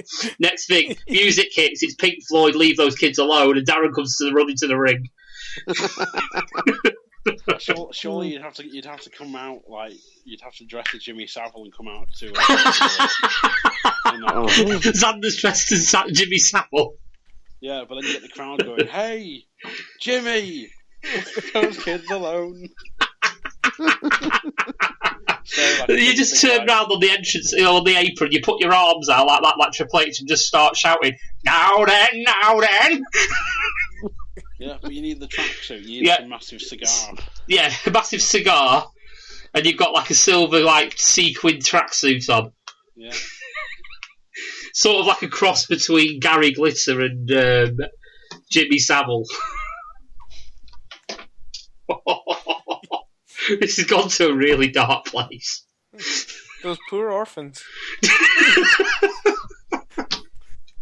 Not sure we're for this idea now. Orphans. I keep hearing about those orphans. Just brought it up. Like twice now you're talking about orphans. Oh, fucking hell, fire. Coxie, what's your gimmick be so we can get the fuck away from this subject? No, don't. Gimmick. I don't really know for a gimmick. Because it was sort of like when I was training many years ago. Why don't you just be like Lance Storm and have no gimmick? Oh. It'd be that thing of like, no, that was Chris Candido. Oh yeah, no gimmicks needed. No gimmicks needed, yeah. I sort of either go for like the creator wrestler, which Chikara did and was brilliant. They actually had a guy who was a creator wrestler, and they used to have fan polls of what the creator wrestler would be and what moves they use and stuff. Nice. Be like Mokajin out of Tekken, that'd be amazing. Yeah, but for music, I'd probably go with like Motorhead, Sympathy for the Devil. Oh yeah. Or Ecstasy of Gold. And just sort of stand there, like, just hearing fucking in the bushes, come on, and shitting myself. It's like, you've got T-Bone, like, just joining every major religion I can to try and like, not make it through it okay. Just so you don't die. Yeah. You see, I've seen a team single squash match against what's it called? Awesome. What was that? The Battle Squad Awful. There wasn't It wasn't just Battle Squad Awful. It was Simon's Science Fiction. Science Fiction did a squash match against Science Fiction, if you remember. Yeah. Oh, the Fright Night one. Yeah. Yeah, one where that wasn't a squash match. That was like genocide. Yeah, it was absolute genocide. I mean, one guy got powerbombed so hard he got a concussion and had to lie on the floor. T-Bone had to stand on his head so he didn't get up off the mat. It was and where are Science Fiction now? in China. I don't know where they are. Yeah, he's in China. They're still in China. Voodoo, the guy that plays Voodoo, he does Voodoo. He's in China wrestling. Still. Yeah, he lives in China now. I think he lives in China. Yeah. I kind of miss some Science Fiction videos. They were quite funny. Yeah, they were, weren't they? They weren't bad. Anywho, what's your next topic, Coxie? We've run out of wrestling topics. I've got how not to podcast mic issues. Yeah, we know all about that. One thing you don't do is like what I'm about to do now. Is you get your keys and you just rub the top of the microphone like that. What you don't do is just cause dead air like that. Yeah. But no, it was like because we ended up somehow splitting our episode into two. We ended up recording as two different tracks for some reason. Oh yeah, because you had two different microphones plugged in, didn't you? The microphone was plugged in, but when I plug in all my stuff, there's the drop down box in Audacity. Yes. Which you choose the input for of when you're recording. Mm-hmm. And with that, it's mine for some reason always set to the default of the built-in mic on my computer, which is sort of stationed next to the webcam, and it's like evidently like a £2 mic that they've just sort of probably not even a £2 mic that they just sort of. Come on, don't diss £2 microphones. I did the first two episodes of this podcast with a £1 microphone. This is for like the cheap 20p tinny mics. There you go. Like the one that's sitting Alcatel mobile phones that you get for £20. Yeah, that's the same one that's sat in my laptop now. Yes. And it's like it says like it's great for Skyping and stuff like that and recording audio, and it's like, well, mine it. Yeah, it's good for all. It's good. It's good for recording static. Well, not even static. Mine just picks up like my fan noise because my fan's so bloody noisy.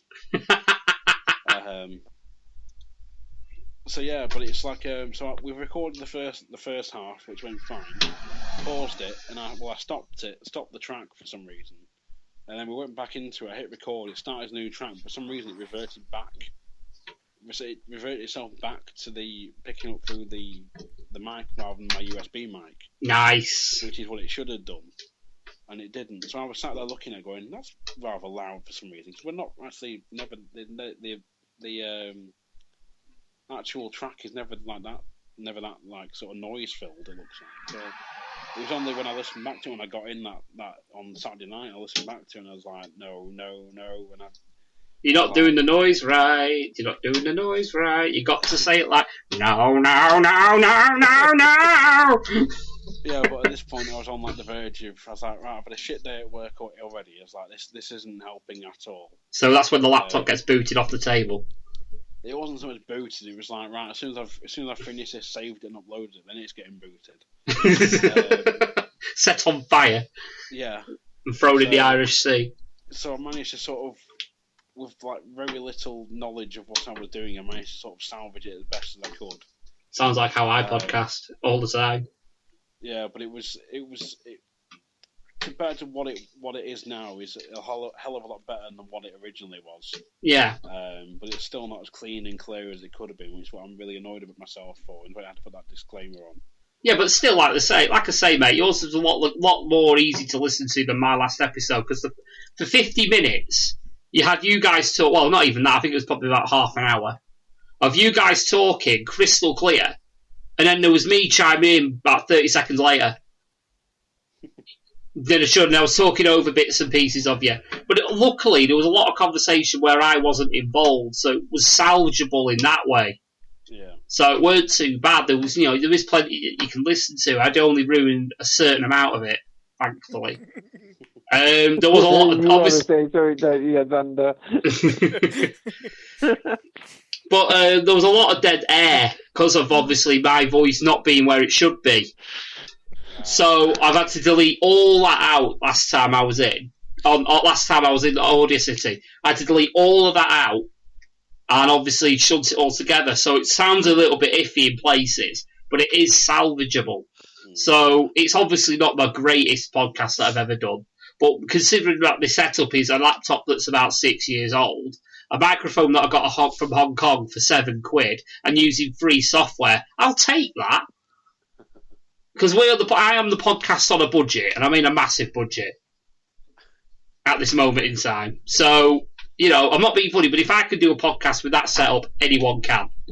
Yeah. You just need the right setup, the right software to use, which thankfully I managed to find first time. I didn't have to do that much messing about. I just got Audacity, taught myself how to use Audacity, and then just went from there. Basically, and looked at a few tutorial pages and videos, and that was about it. And I'm pretty sure you was pretty much the same, Adam. Yeah, pretty much. So, but I think you had the idea before I did. I don't know. I don't know if we had the same idea at the same time. So, well, I think you started something before me because it was you found Spreaker because I was originally looking at hosting on Podbean. Yeah. But Podbean didn't have the iTunes integration that Spreaker has, where it does all your RSS stuff for you. Which is what I was mainly looking for because I'm just lazy. But in terms of like storage and price and stuff as well, and the fact you can do like a 3-hour live thing as well. Well, on my. On your plan, you can. I can do 45 minutes. On now, I can do like a 3-hour live show or whatever. So I can do 45 minutes, but because of the nature of the show, I'd rather pre-record it for now until I've got the better plan. And then also doing a live show probably would involve us all getting round together because I've got to have a real fiddle with the with Spreaker Studio. You could do it if you record through the Spreaker Studio app. There is a thing you can get where it's like a virtual. You can integrate Skype into it. Right, fair enough then. I've not done it myself yet, but it's something I'm going to have to look into for. Yeah, because it sounds like that's going to be the way to go. It's the Spreaker audio app. It's probably the way to go. There was another app that somebody mentioned to me that you could use for the computer that we recorded on. I can't remember the life of what it was called. I'll have to look it up. But there's another way of recording as well, because I was speaking to somebody asking how they recorded. And they said they used to use Skype, but funny enough, they used to have issues with it. I wonder what, sounds familiar. But they use a different app now. And I can't remember for the life of what it was called, so I'll have to look it up. So, hopefully, we might have another app sooner rather than later if it will run on my XP-powered machine. So, we shall see. Yeah, I'm running that. Problem.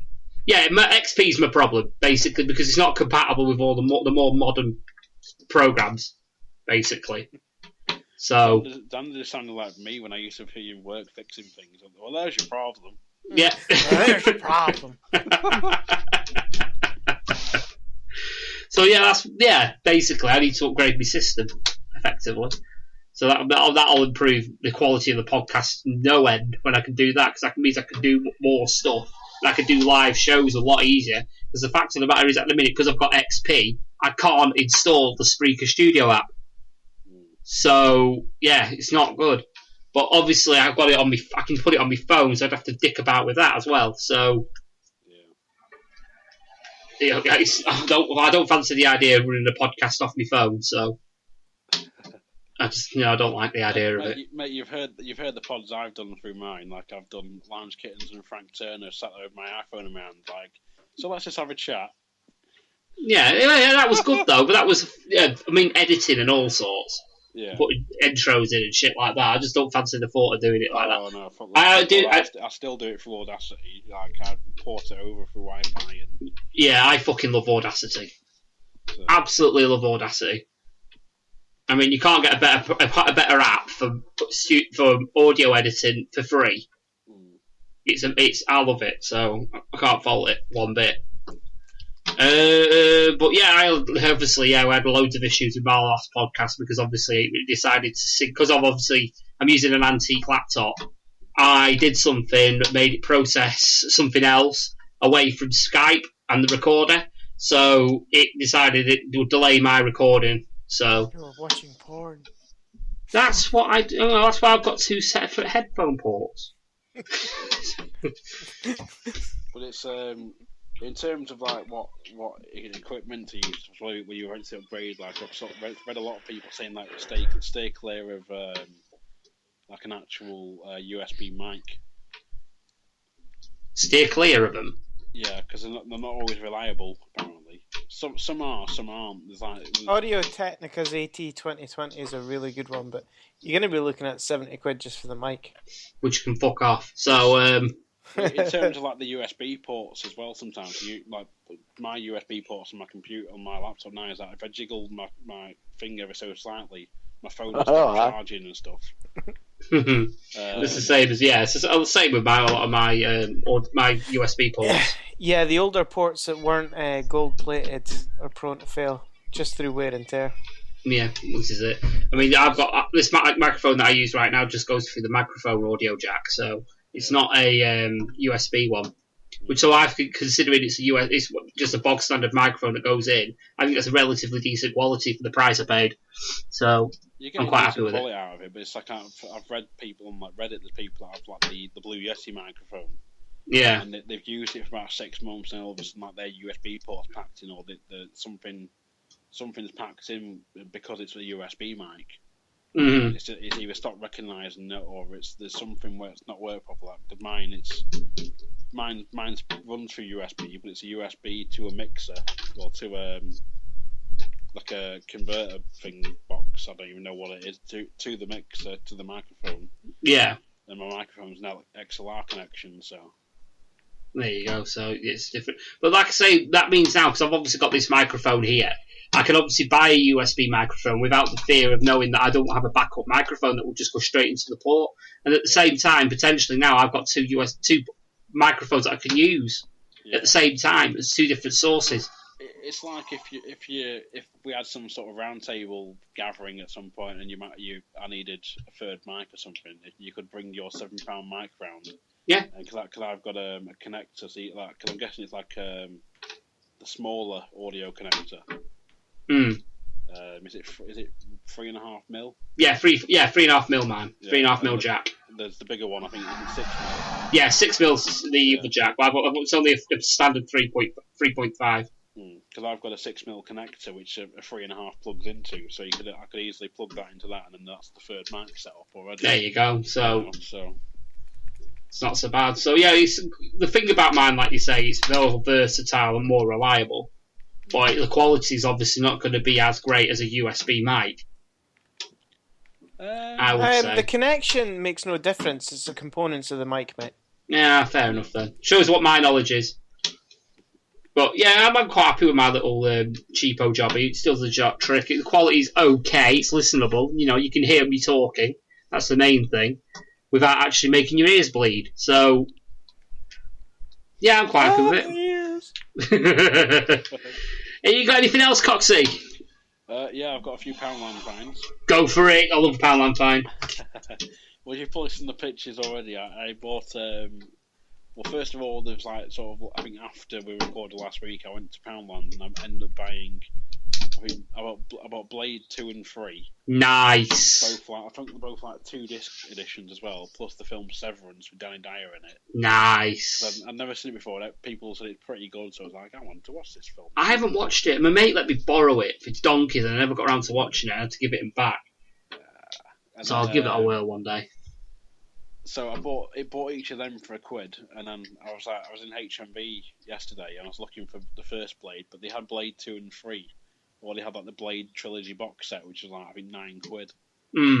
And then just by chance I went into Poundland. I was like, oh, let's just have a look in Poundland for some Poundland finds. And I found they have the Blade 1, so the first Blade. I was like, having that. And I also found the film Wonderland. Nice. So there's a lot of American hustle in there, I've noticed. A lot. There's a lot of stand-up comedy stuff as well, I've noticed. I've seen like loads of Ricky Gervais and loads of Russell Brand sort of stuff. Yeah, there's a lot of that. I have seen a lot of that. I hate Ricky Gervais. I take or leave him. Pinch of salt. He annoys the crap out of me. You'll have to explain that. It's just not funny to me. Every time people seem to find him funny, it just grates on me something awful. It's one of them weird kind of... Like, a lot of people hate Joe Pasquale. You know, there's certain things grate on people.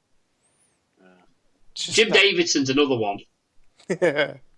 I find him funny, but a lot of people can't fucking stand him. Who's that? Jim Davidson. Oh, yeah, no. Well, I saw one of his DVDs in Poundland, actually. Yeah. That's not a surprise. Tell you what you should find, if you don't mind a bit of raunchiness and what have you. Look up a Mucky Panto called Cinderella, but spelled S-I-N. Yeah, I've seen that on DVD before. Yeah, it's got Jim Davidson in it. It's fucking funny. It's really funny. The first one's better than the second one, though. So, I was watching the first one on VHS repeatedly because it was that good. It was really funny. I may have a look for that. It is funny. Second one's good, don't get me wrong, but the first one's better. Much, much better. But that's sort of going back to that thing of like it, sort of people having their own taste when it comes to comedy.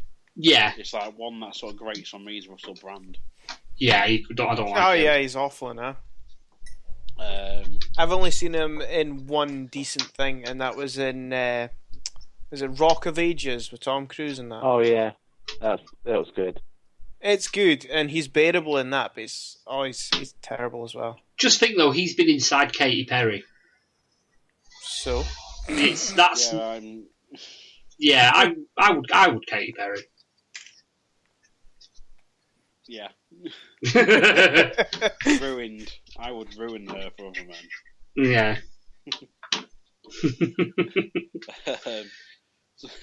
So yeah, I got all 3 Blade films for £3, which was like my sort of find of the week. And I went to B&M shortly afterward and found my new sort of favourite go-to like snack in Hostess brownies. Oh. But they're Hostess brownies made with Milky Way brand pieces. Which they say Milky Way, essentially they're Mars bar. Yeah. It's like the American variant of Mars bar, but they had these and they had ones which were brownies with M&Ms on them. Oh yeah. And I was like, well, these look appetising, so you get 6 in the box. I've already had 5 of them. That was from yesterday. So they weren't actually at £1, but they was like, I think it's £3 per box. But it's like, yeah, like, these are good. Just I used to work there. I would have got them on fucking discount as well. So whole 10%. Being the warehouse bitch in there. Well, you're away from the customers there. I'd love that job. It was great because I was downstairs before the shop opened. I used to fill up the stock and obviously, fill in B&M's in town, and we'd have like Slayer on and Metallica and everything while we're putting stock away. And then when 9 o'clock turned up, I went upstairs and hid in my little cubbyhole, putting overs away. Fucking loved it. Absolutely loved it. And tidying up the warehouse and what have you. You just had to put up with the fucking horrible stop music they have in there. The same music. To me eventually. You what? It becomes white noise to me eventually. Oh, it would normally for me, but it gets to the point where it's that bad. You end up. They still use the same music that they used when I was working there in 2013. Yeah. And you go in there and you end up like thinking, almost singing along to the music. It's like one of us, one of us, one of us, sort of thing. Well, because there's like that. There's that thing of like when I was at that place, the shooty place. Oh yeah, the shooty place with lasers. Yeah, we each had our own like individual playlist. So if I was in, it was all like rock and metal stuff. And if the other guy was in, it was all like trance and bloody drum and bass and like. Well, each to their own. Each to their own. Yeah, but then it was a case of like the other guy on, he played like the same 4 songs on loop. And so eventually, Was he got an early 2000 MP3 player with only like 32 megabyte on it? It might as well have been. But it was like I'd be there like just sort of, and I wouldn't even hear the music because I'm just too aware of what's going on around me. But like the amount of mums that used to come in for like dropping the kids off at parties, and they'd be like, "You not got a headache?" Because I just tune it out. Yeah. It's like, "Oh, I've been down here 2 minutes. I've got a headache already." I was like, "No, I just tune it out. It's all white noise to me." Yeah, you just end up ignoring it unless a good song comes on. Oh yeah, my sense of hearing suddenly come back. So yeah, I know exactly what you mean, mate. It's like when I'm listening to Spotify and I've run out of skips. Because I don't pay premium because I'm a tight arse. Oh, I just use YouTube and I had Block Plus on. Can't do that on my phone. No, true. So as far as I'm aware. I could rip all my fucking CDs to my PC. Yeah, you PC elitist. YouTube Red if you want them to avoid adverts. Fuck off. I'm not paying for something that's always been free. No way. Not a sniff. Speaking of watching stuff on phones and stuff like that, what would you say is a good age to give a child a mobile phone?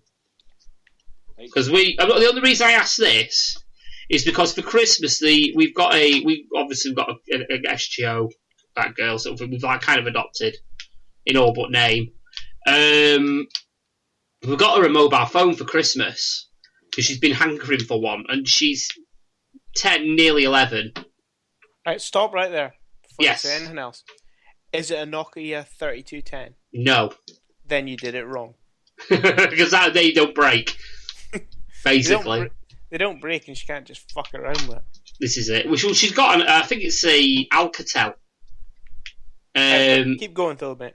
Yeah, well, we got her a phone because she's been hankering for one.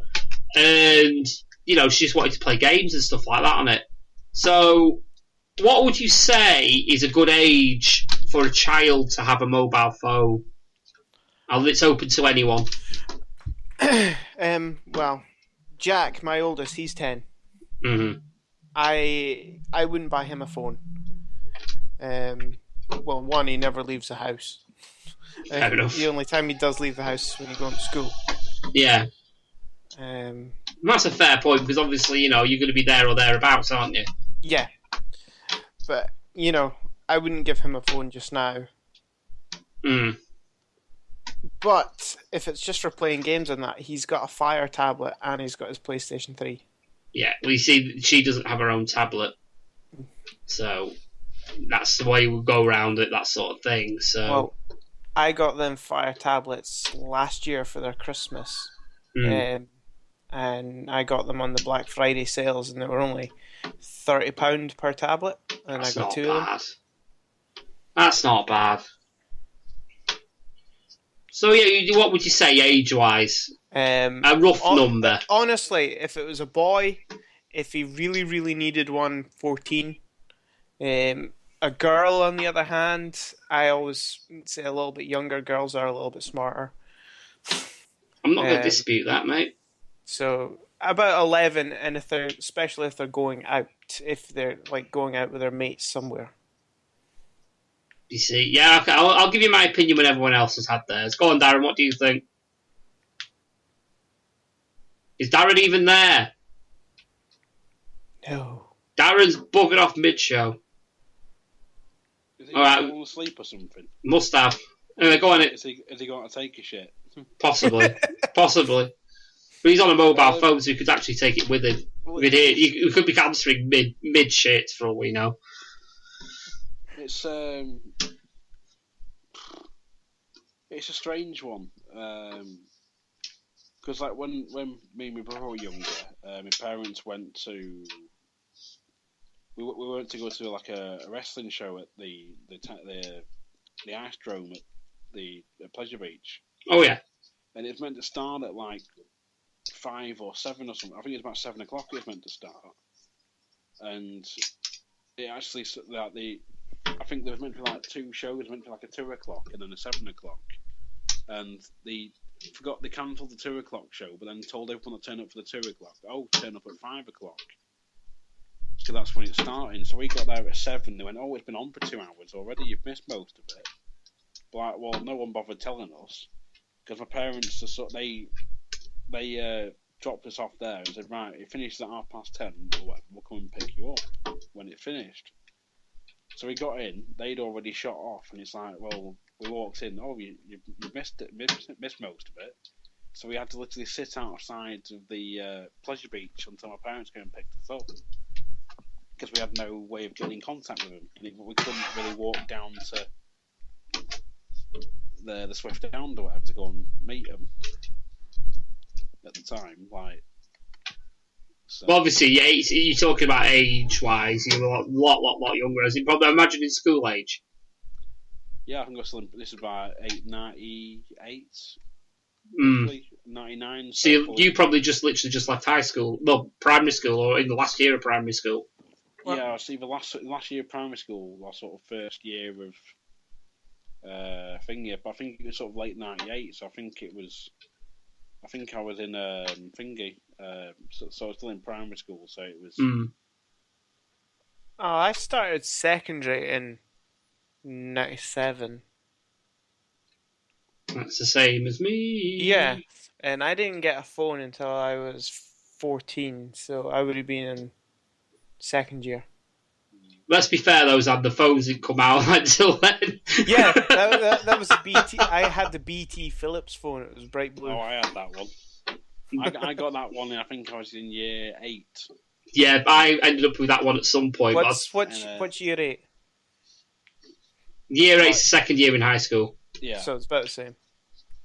So I was probably sort of 13. Well, but about 12 or 13 at the time. Probably 13. Yeah. Yeah, about 13. Never really used it for anything. It was like, right. Oh, it's the case you need to call us. Like, well, I have no fucking credit. Yeah, Never have credit. I had a tenner put on it, and it lasted about a year. It was like, I don't have any friends who I can text or call. And now remember Alright, on you go. I was about to say, like, you could send a little picture, couldn't you? As part of with the BT Philips. Yeah. And I sent one through to my mate for his birthday. I attached a little birthday cake to it. Sent it off to him. Was like, "It's happy birthday." Bumped into him a month later. It's like, "You got my text through I sent you?" No. What text? I was like, "I sent you a text like saying happy birthday." Oh, it didn't come through. Oh, it must have been that bloody thingy I put on it then. The cake. So, damn it. Whatever. Never mind. Yeah, but to people without that BT phone, it just came in as fucking gobbledygook. That's probably why then. Yeah. But also, remember you used to get free calls late in the evening? Yes, that was on what was BT Cellnet, wasn't it? Yeah. Yeah, I remember that. Well, I was on Vodafone, so I never got it. And you remember it was the O2? Do you remember was it the O2 Genie ones that you used to get? The O2 Genie SIM cards when O2 first came out. Yes. Do you remember them? And everyone was like, "Yeah, I put £5 on, and I get infinite this and infinite that." Or got loads of minutes and loads of texts. Yeah. the first time they came out, everyone was like, "Oh my god, he's got an O2 Genie SIM card and he's selling them." Do you remember that? I remember the full page spread adverts you used to get for like ringtones and stuff. Like, oh god, you can pay £3 to get like a MIDI version of bloody "Will the Real Slim Shady Please Stand Up." I remember that. It was like, yeah, calls can't make. You get charged with 3 text messages. Each text message costs £1. I bought probably the best mobile game ever off one of them. It was Splinter Cell, and that was on my Nokia. I forget which one. It was made of rubber. It was black and white, and it was almost indestructible. It was one of the first colour phones that came out. But Splinter Cell on that was amazing. And it was through one of those adverts. I once paid £3.50 for the Simpsons ringtone. It was an old Motorola phone, about 96, 98, I think. He's alive. He's alive. Darren's alive. So, Darren, while you're back, mate, what would you say is a decent age to give a child a mobile phone? Right there. 15. About 15? 15, 16, yeah. Why would you say that? Okay. Yeah. Oh, just so you don't have to freaking 12, 13-year-olds having better phones than I do. That they don't freaking use. iPhone 10s and that. And you're like, I've still got a Nokia 3310 here. Or no. The older you get, the more advanced phone you can get. So when you're younger, you can have, when you're a kid, say 7 or 8, they can have a phone, but all it can do is phone people. So you basically want people. So what you want really is kids that are about 9 or 10. Yes, you can have a mobile phone, but it's got to look like the one that Argyle used in his limo in Die Hard. Yeah. They can phone and text. That's all they can do. And then when you get a bit older, maybe secondary school, you get internet on it, so you can talk to your friends as well. Yeah, but it has to be WAP internet. Yeah. Fucking WAP. What was that? Seriously, WAP. It was just like, wow, look at this picture. I've got a naked picture of Jordan. It's only going to take 5 minutes to download. And all me credit. Oh my god, I've run out of credit just before the nipple. It's going to cost me £12 on my contract. Did you ever hear the joke about they said, do you enter this number into your phone and like put a hashtag or star next to it, and if you leave it for like 12 hours, you get £50 free credit. I honestly never heard that. Have you not? Yeah, I heard it once or two or three times at school. We used to do it. People would be like, yeah, right, whatever. But no. And secretly, they could try it. I tell you what, the best phone I ever had back at high school was the Mitsubishi Triumph Mars. It was like a little grey phone, and it had Penguin Shuffle game on it. It was one of them phones that you couldn't download ringtones to either, so you had to stick with your stock ones. So it was basically 12 ringtones of the had variants of rings and one tune. So me being a kid, it had to be the tune. So yeah, I quite enjoyed that phone. It was pretty much indestructible until I dropped it in me bro. Best phone I ever had, apart from the one I've got now, was the phone from the Matrix. Mind that Nokia? Oh god, they're worth a fortune now. I saved up my fucking wages, something awful, and purchased that. And bear in mind, I was an apprentice civil engineer back then, so I was earning £2.50 an hour. That's a lot of meals missed, Xander. So I saved and saved and saved to get that phone, and it was absolutely garbage. Just do that, like, yeah. To be fair, I can remember I started with the Philips BT Cellnet one. Went from that to my mum gave me a free Sargem thingy. Sagem was amazing. I had like a small one. It was like a colour screen and stuff. And He was like, my mum was like, I've got this phone free if you want it. I was like, I have no use for a phone. And she was like, well, you might need it at some point soon. I was like, I have no use for a phone.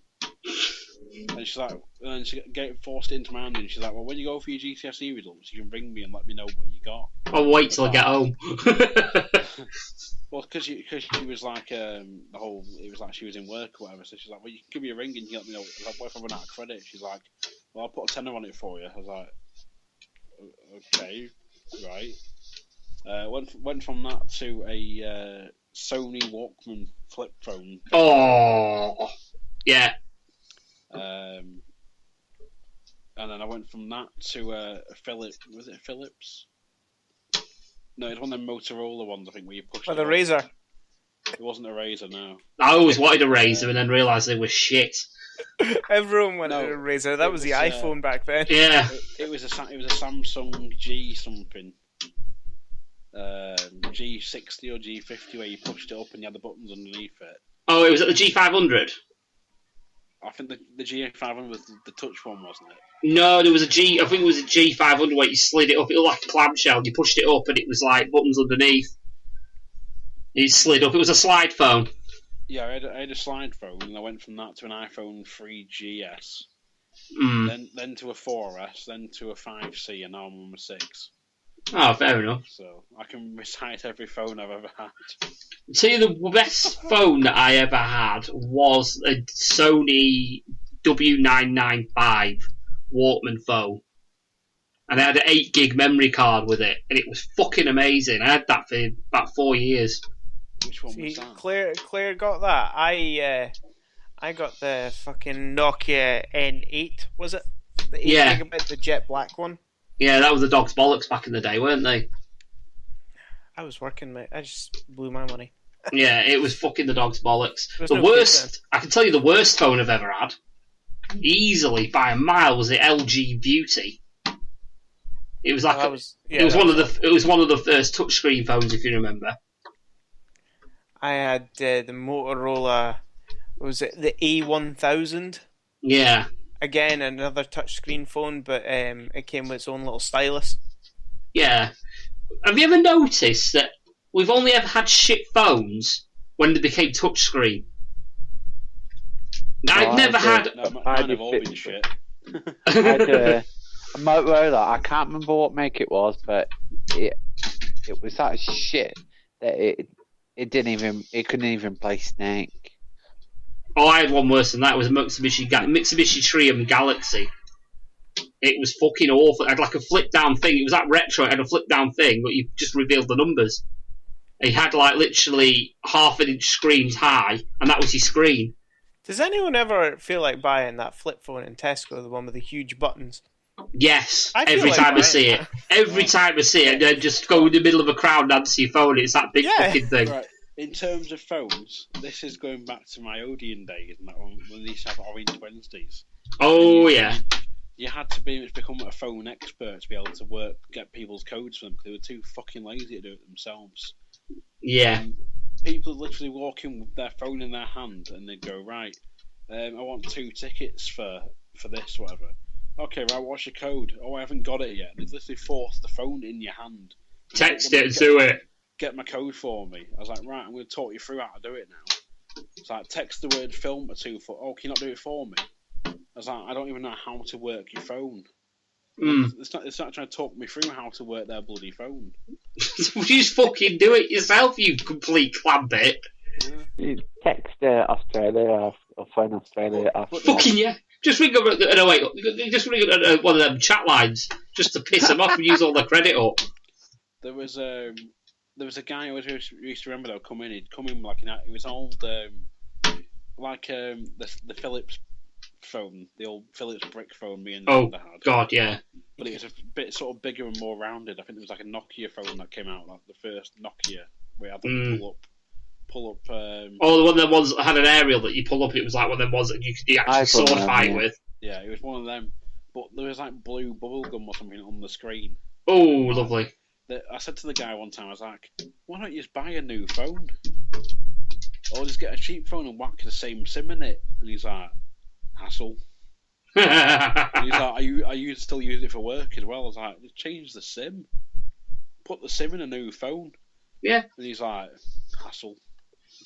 Hassle is it's just take the battery out, put the SIM card in, put the battery back, turn the power on, job done. Sometimes if 20 seconds is too much for people. Yeah, I was gonna say, if you're smart enough like me, you save your numbers onto your SIM card. So when you do put it in a new phone, you don't have to fuck around, they're all there.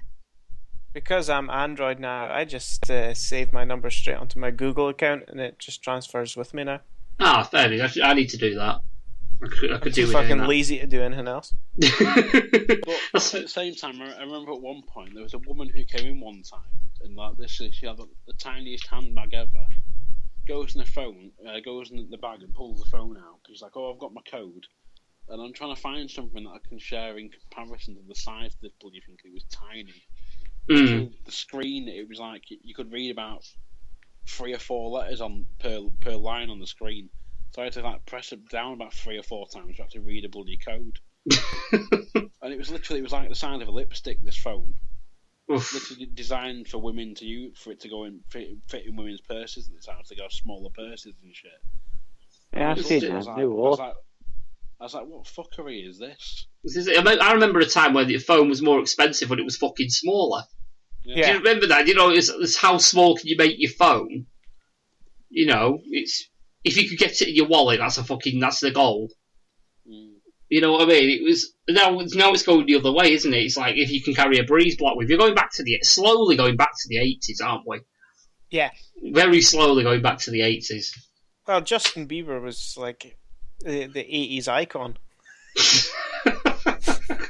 Well, the thing is now though, my old mate I used to work with like, at a couple of my jobs, we transferred over together. He was telling me he used to work in IT, and he first got a mobile phone in like late 80s or whatever. Well, I say mobile, it came with a battery pack that he used to have to carry around. Oh fucking hell! Like a suitcase. Yeah, literally. And he used to have to sort of, he said something like, you got about 20 minutes of talk time out of it. He had to charge it for about 6 or 7 hours. Oh, God. Charge. And it's sort of, we've gone through that phase where it's sort of like it's been, right, we've had the phones with like the really good battery and stuff, and it's now like sort of, oh, now we need Facebook and Twitter and stuff on them. So now we've had to get power packs which plug into the phone. So you see people walking around with their phone in their hand, and then they got a cable running into the pocket because they got a bloody power pack in the pocket. Yeah. As purely battery technology not managing to keep up. Yeah, pretty much. It's amazing how things, when you look back, I'm just thinking about when you were talking about the phone with the suitcase, how dated a lot of things come dead easy. And that goes for films as well. I mean, I was just thinking, some film, for example, one that's absolute golden for my childhood was Short Circuit. Right? I mean, when you were talking about Short Circuit 2, namely, because the bit when he goes into the town and he gets into the city and he's looking around and goes, input! Megabytes of inputs! I'm like, oh no! Can you imagine if they remade that? It'd have to be terabytes! Terabytes of input! I remember after my first MP3 player, and I was dead chuffed myself that it had 32 megabytes. Yeah! There was like 60 quid. Yeah. It was like... The thing back then, I remember buying like when I started college, like, oh, you probably want to buy yourself a USB stick so you can back up all your work onto. And I was looking around, I was like, you could buy like a 128 megabyte USB stick for like 30 quid. And now you can't even find out what 128 mega USB stick, because I think the smallest you can get is like 4 gig. Well, you can buy SD cards. I think you can get a terabyte SD card now. My smallest USB stick is my one that came with Forza 3, the 2 gig one. Yeah, that's the one I use for backing up all my stuff on the podcast. What do you know? I use the freebie one I got with Forza 3. So, yeah, that's what I use. I've got a 1 terabyte hard drive sat next to me that's literally sort of near enough about, in terms of, if you sort of stretched out a bit, it's probably the same size as my phone. It's mad, isn't it, how they're miniaturising stuff now. So, well, I've also got a 500 gig hard drive, which sort of needs an actual mains adapter mains connection. Yeah, just to bloody work. So it's mad. Yeah, but you can pull it out its enclosure. I probably can. I'm just too lazy to. Yeah, effort. Oh God! And on that bombshell, go on. Your input on kids and phones. Yes, my input. I nearly forgot about that. My opinion is basically it depends on how socially active the child is. If they're going out and they're going visiting friends and they're doing this and they're doing that and they're doing the other, they could use a mobile phone. So say if they get stuck, they could say, look, can you come and pick me up, or I need some help. That's useful. If they're not going anywhere and they're staying in and they're not doing this and they're not doing that, they can stay in. They don't need a mobile phone.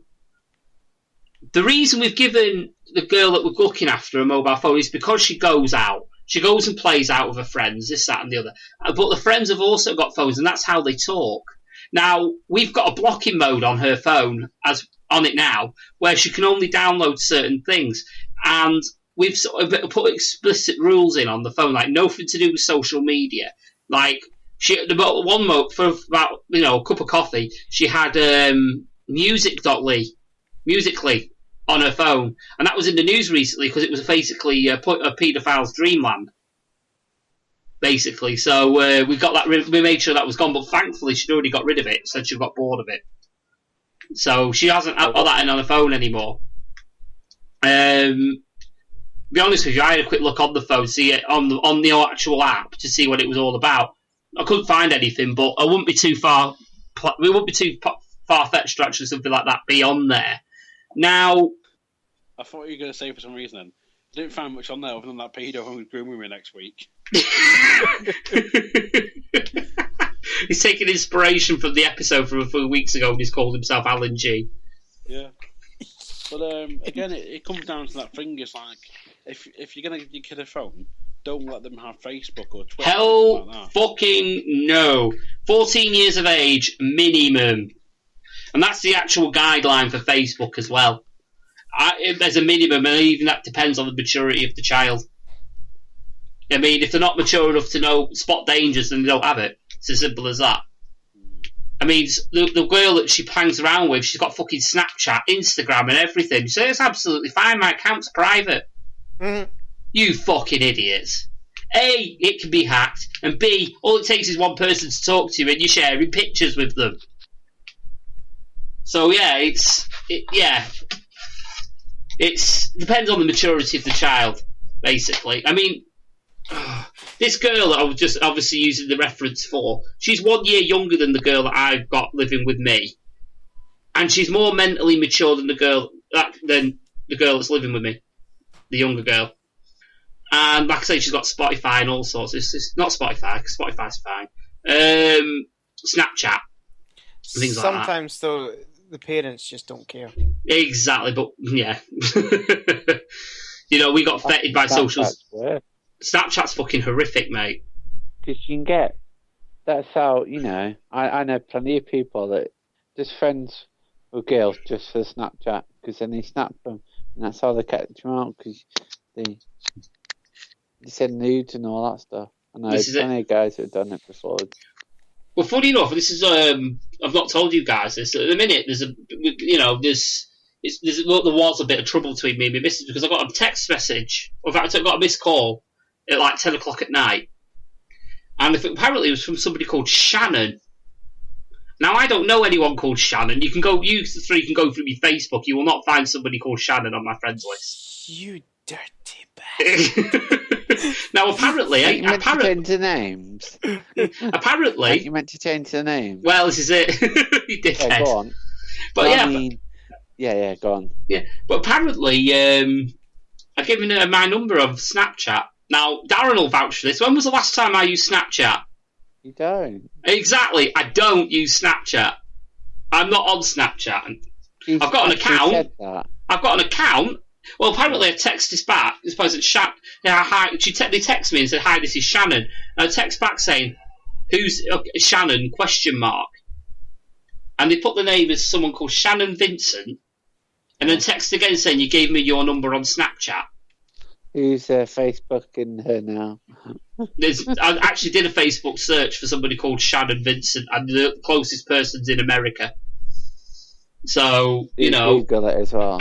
I've not Googled it. I've just did a Facebook check because I figured that 90% of the civilized world is not civilized world because obviously the whole world's civilized, but the Western world is on Facebook. Yeah. So I figured there's a good chance that someone like that would be, if they're fairly local or if they're in the country or whatever, they'd be on Facebook. Nothing. So chances are, though, mate, from the sound, I think it's probably just someone sort of fucking around. Well, not either fucking around or they sort of probably just gone. Oh well, I'll start talking to this bird. Not really interested in it. Oh, I'll give her a fake number. It just happened to turn out to actually be your number. Yeah. Just by some sort of weird coincidence, they've just happened to gone. Oh well, it's 07 such and such. Yeah, Right, this is I'll it. text that, and it's like, right. Well, I'll text him now. It's like, so who's this Shannon? Who? It's like, well, you spoke to me on Snapchat. I'm like, did I? It's funny because I don't have it. Well, this is it. I actually read the messages out while I was actually lying next to my missus at the time. I was reading them out, and she proper got into a fucking huff about it because she thought, obviously, you're going to put two and two together, and you're going to think something's going on, obviously. So it's taken a lot of fucking convincing. You dirty bastard. But yeah, it's not good. But yeah, hopefully, it's one of them things. I was because I think I got a virus on my phone as well somehow. There's a load of stuff came on my planner and stuff like that, which I never even put on, and I'm assuming that's something to do with it. So it might have been some sort of virus. I don't know. I don't know. On your planner. On my planner, my phone planner, like the calendar. Oh, So it came up with some sort. It came up with some. It came up with some sort of like pyramid scheme sort of thing meeting all the way through the whole year, every single day between 5 and 7 o'clock. Have you synced your phone with anything? Nope. Because if you sync your phone, sometimes that not happens. that I'm aware of. Anyway, I've done a factory reset of the phone and that's sorted it. Oh, Do you have any antivirus on your phone? No, but I'm going to put that on now you've mentioned it because that's reminded me because I was going to put AVG on it because that's free. Yeah, I would do if you got an antivirus. And I think it potentially is a virus of some description. So it sounds like a phishing as well. So I don't know.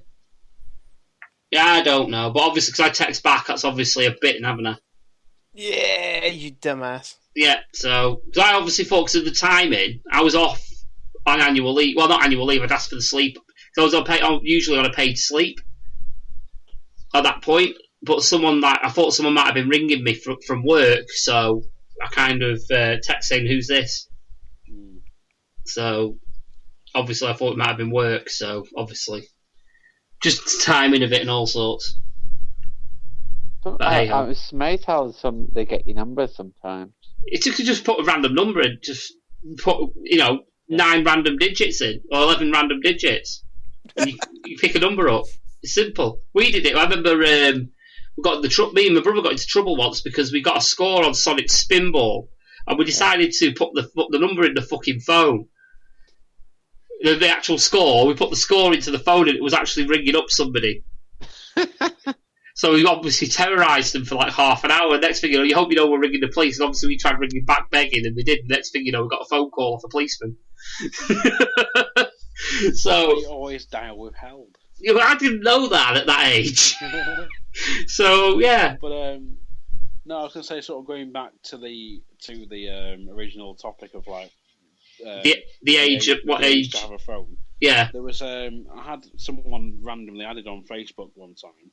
Because I had a friend of theirs added, and so I had messaged them and said, like, "So how do I know you?" They went, "You don't know me."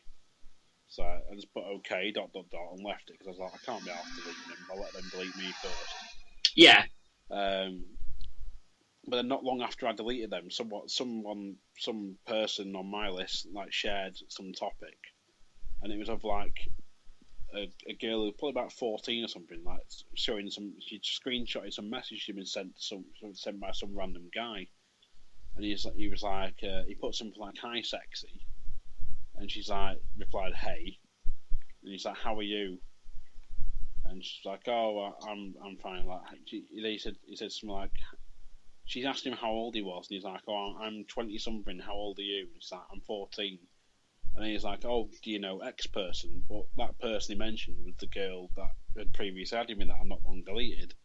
I was like, but even then, that person was in like their 30s or whatever with 2 kids, or late 20s or whatever with 2 kids. I was like, so why is he mentioning some random bird to a 14-year-old? Like, it's going to make much difference. And Yeah, it's sort of a creepy scenario. It's a little bit iffy. I'll say the slightest. It's a little bit iffy. A little bitty. Yeah, I mean, I've had a previous time. I remember I was talking to a girl off of a Facebook. When I was back in the more desperate days, shall we say, I used to try and speak to girls on a website called Face Party. And it was essentially MySpace for chavs. Yeah, basically, and I got talking to somebody, obviously, and they said to me that there were 16. I think I was 18 at the time. But okay, then fair enough. So I went and met them. Got talking to them. I met a mum even. Somehow got me talking to a mum. And she said to me that she was going off to like a college sort of thing. That she, like a residential sort of college. Yeah. Now, me being a dumbass, didn't think anything of it. So I just got to say, why don't you go and speak to me mum and find out a bit more about me? I thought, okay, fair enough then, I'll do that. And I got talking to her and, mentioning them. Her age came up for some reason. I just mentioned it, said, she doesn't look quite those. I don't, she told me she's 16, she doesn't look 16. She went, that's because she's not 16, she's 14. I was like, you fucking what? Said she's 14. I thought, okay, bye. Thankfully, now it happened. That happened to a mate of mine. I think he was on randomly on. I think he was on Facebook around Christmas about 5-6 years ago. Yeah. And some random girl started chatting to him. So they go, this is before message requests. So it came through. We started chatting to her, and he got she said, she's like, "How old are you?" And he's like, "Oh, I'm 20 something. How old are you?" She's like, "I'm 15 or 14 or whatever." He's like, "Whoop, bye." Yeah. And then she's like, "Why? Where are you going?" He's like, "Well, like you're." He said, essentially, You're young enough to be put away in prison for a bit. Yeah. He's like, he said, I'm not going down that route and getting myself in shit. So he's like, I'm stopping the conversation now. Yeah. So. Fucking right you are. Yeah. Yes. Yes. Yeah. It's a place you don't go. you don't even venture even outside the fence. You don't go. You don't set foot in the property. You step away as quick as you can. I've been with my missus since fucking 2003. It's hard to comment. I was about to say, it always reminds me of that segment from 2.5 Men where there's like Megan Fox is in it. And Charlie, at one point, she's like saying, "Oh, I'm like going to Mexico or something," and Charlie just looks at her and says, "Well, look, you're very pretty, but in prison, so am I." And on that bombshell, I think we'll wrap up because we've been on now for well over 2 hours. So we'll wrap up. We'll say what's left for the next show, which isn't a lot, if I'm honest. So thanks for listening, guys. I know it seems a bit of a abrupt finish, but we're recording. It's got midnight. I need a piss and I'm tired. So I've got work tomorrow. Adam's got work tomorrow. Xander's probably got kids that are going to get up early in the morning, and Darren's going to have a lie-in. So we're going to end there. Like I say again, thanks for listening. Remember to, if you review us on any medium that you listen to, whether it's on Stitcher, iTunes, give us a 5-star review, just so that more people know about us. WrestlingOrphans.com. Yeah, WrestlingOrphans.com. We beat orphans with KendoSticks.org. 3210. Yeah, you on my Nokia 3210. Well, possibly. I'm thinking about checking out the WAP and seeing if I can upload the podcast on there. It might take up a bit of your contract. It might take a few hours to download, but it's every single medium. I am considering MySpace, so I'm considering it. So, yeah, thank you for listening anyway. This is getting a very long-winded outro. So, we've got our plugs halfway through the show. So, yeah, I'm Paul, the Hat Guy Flinders. I've been myself. Xander's been himself. I'm only 14. Darren's apparently only 14. I've been Xander. Adam's been Xander as well. You've been you. You've been listening. You've been hopefully reviewing us 5 stars on iTunes. And we'll see you next time on the next RAD podcast. Thank you and good night.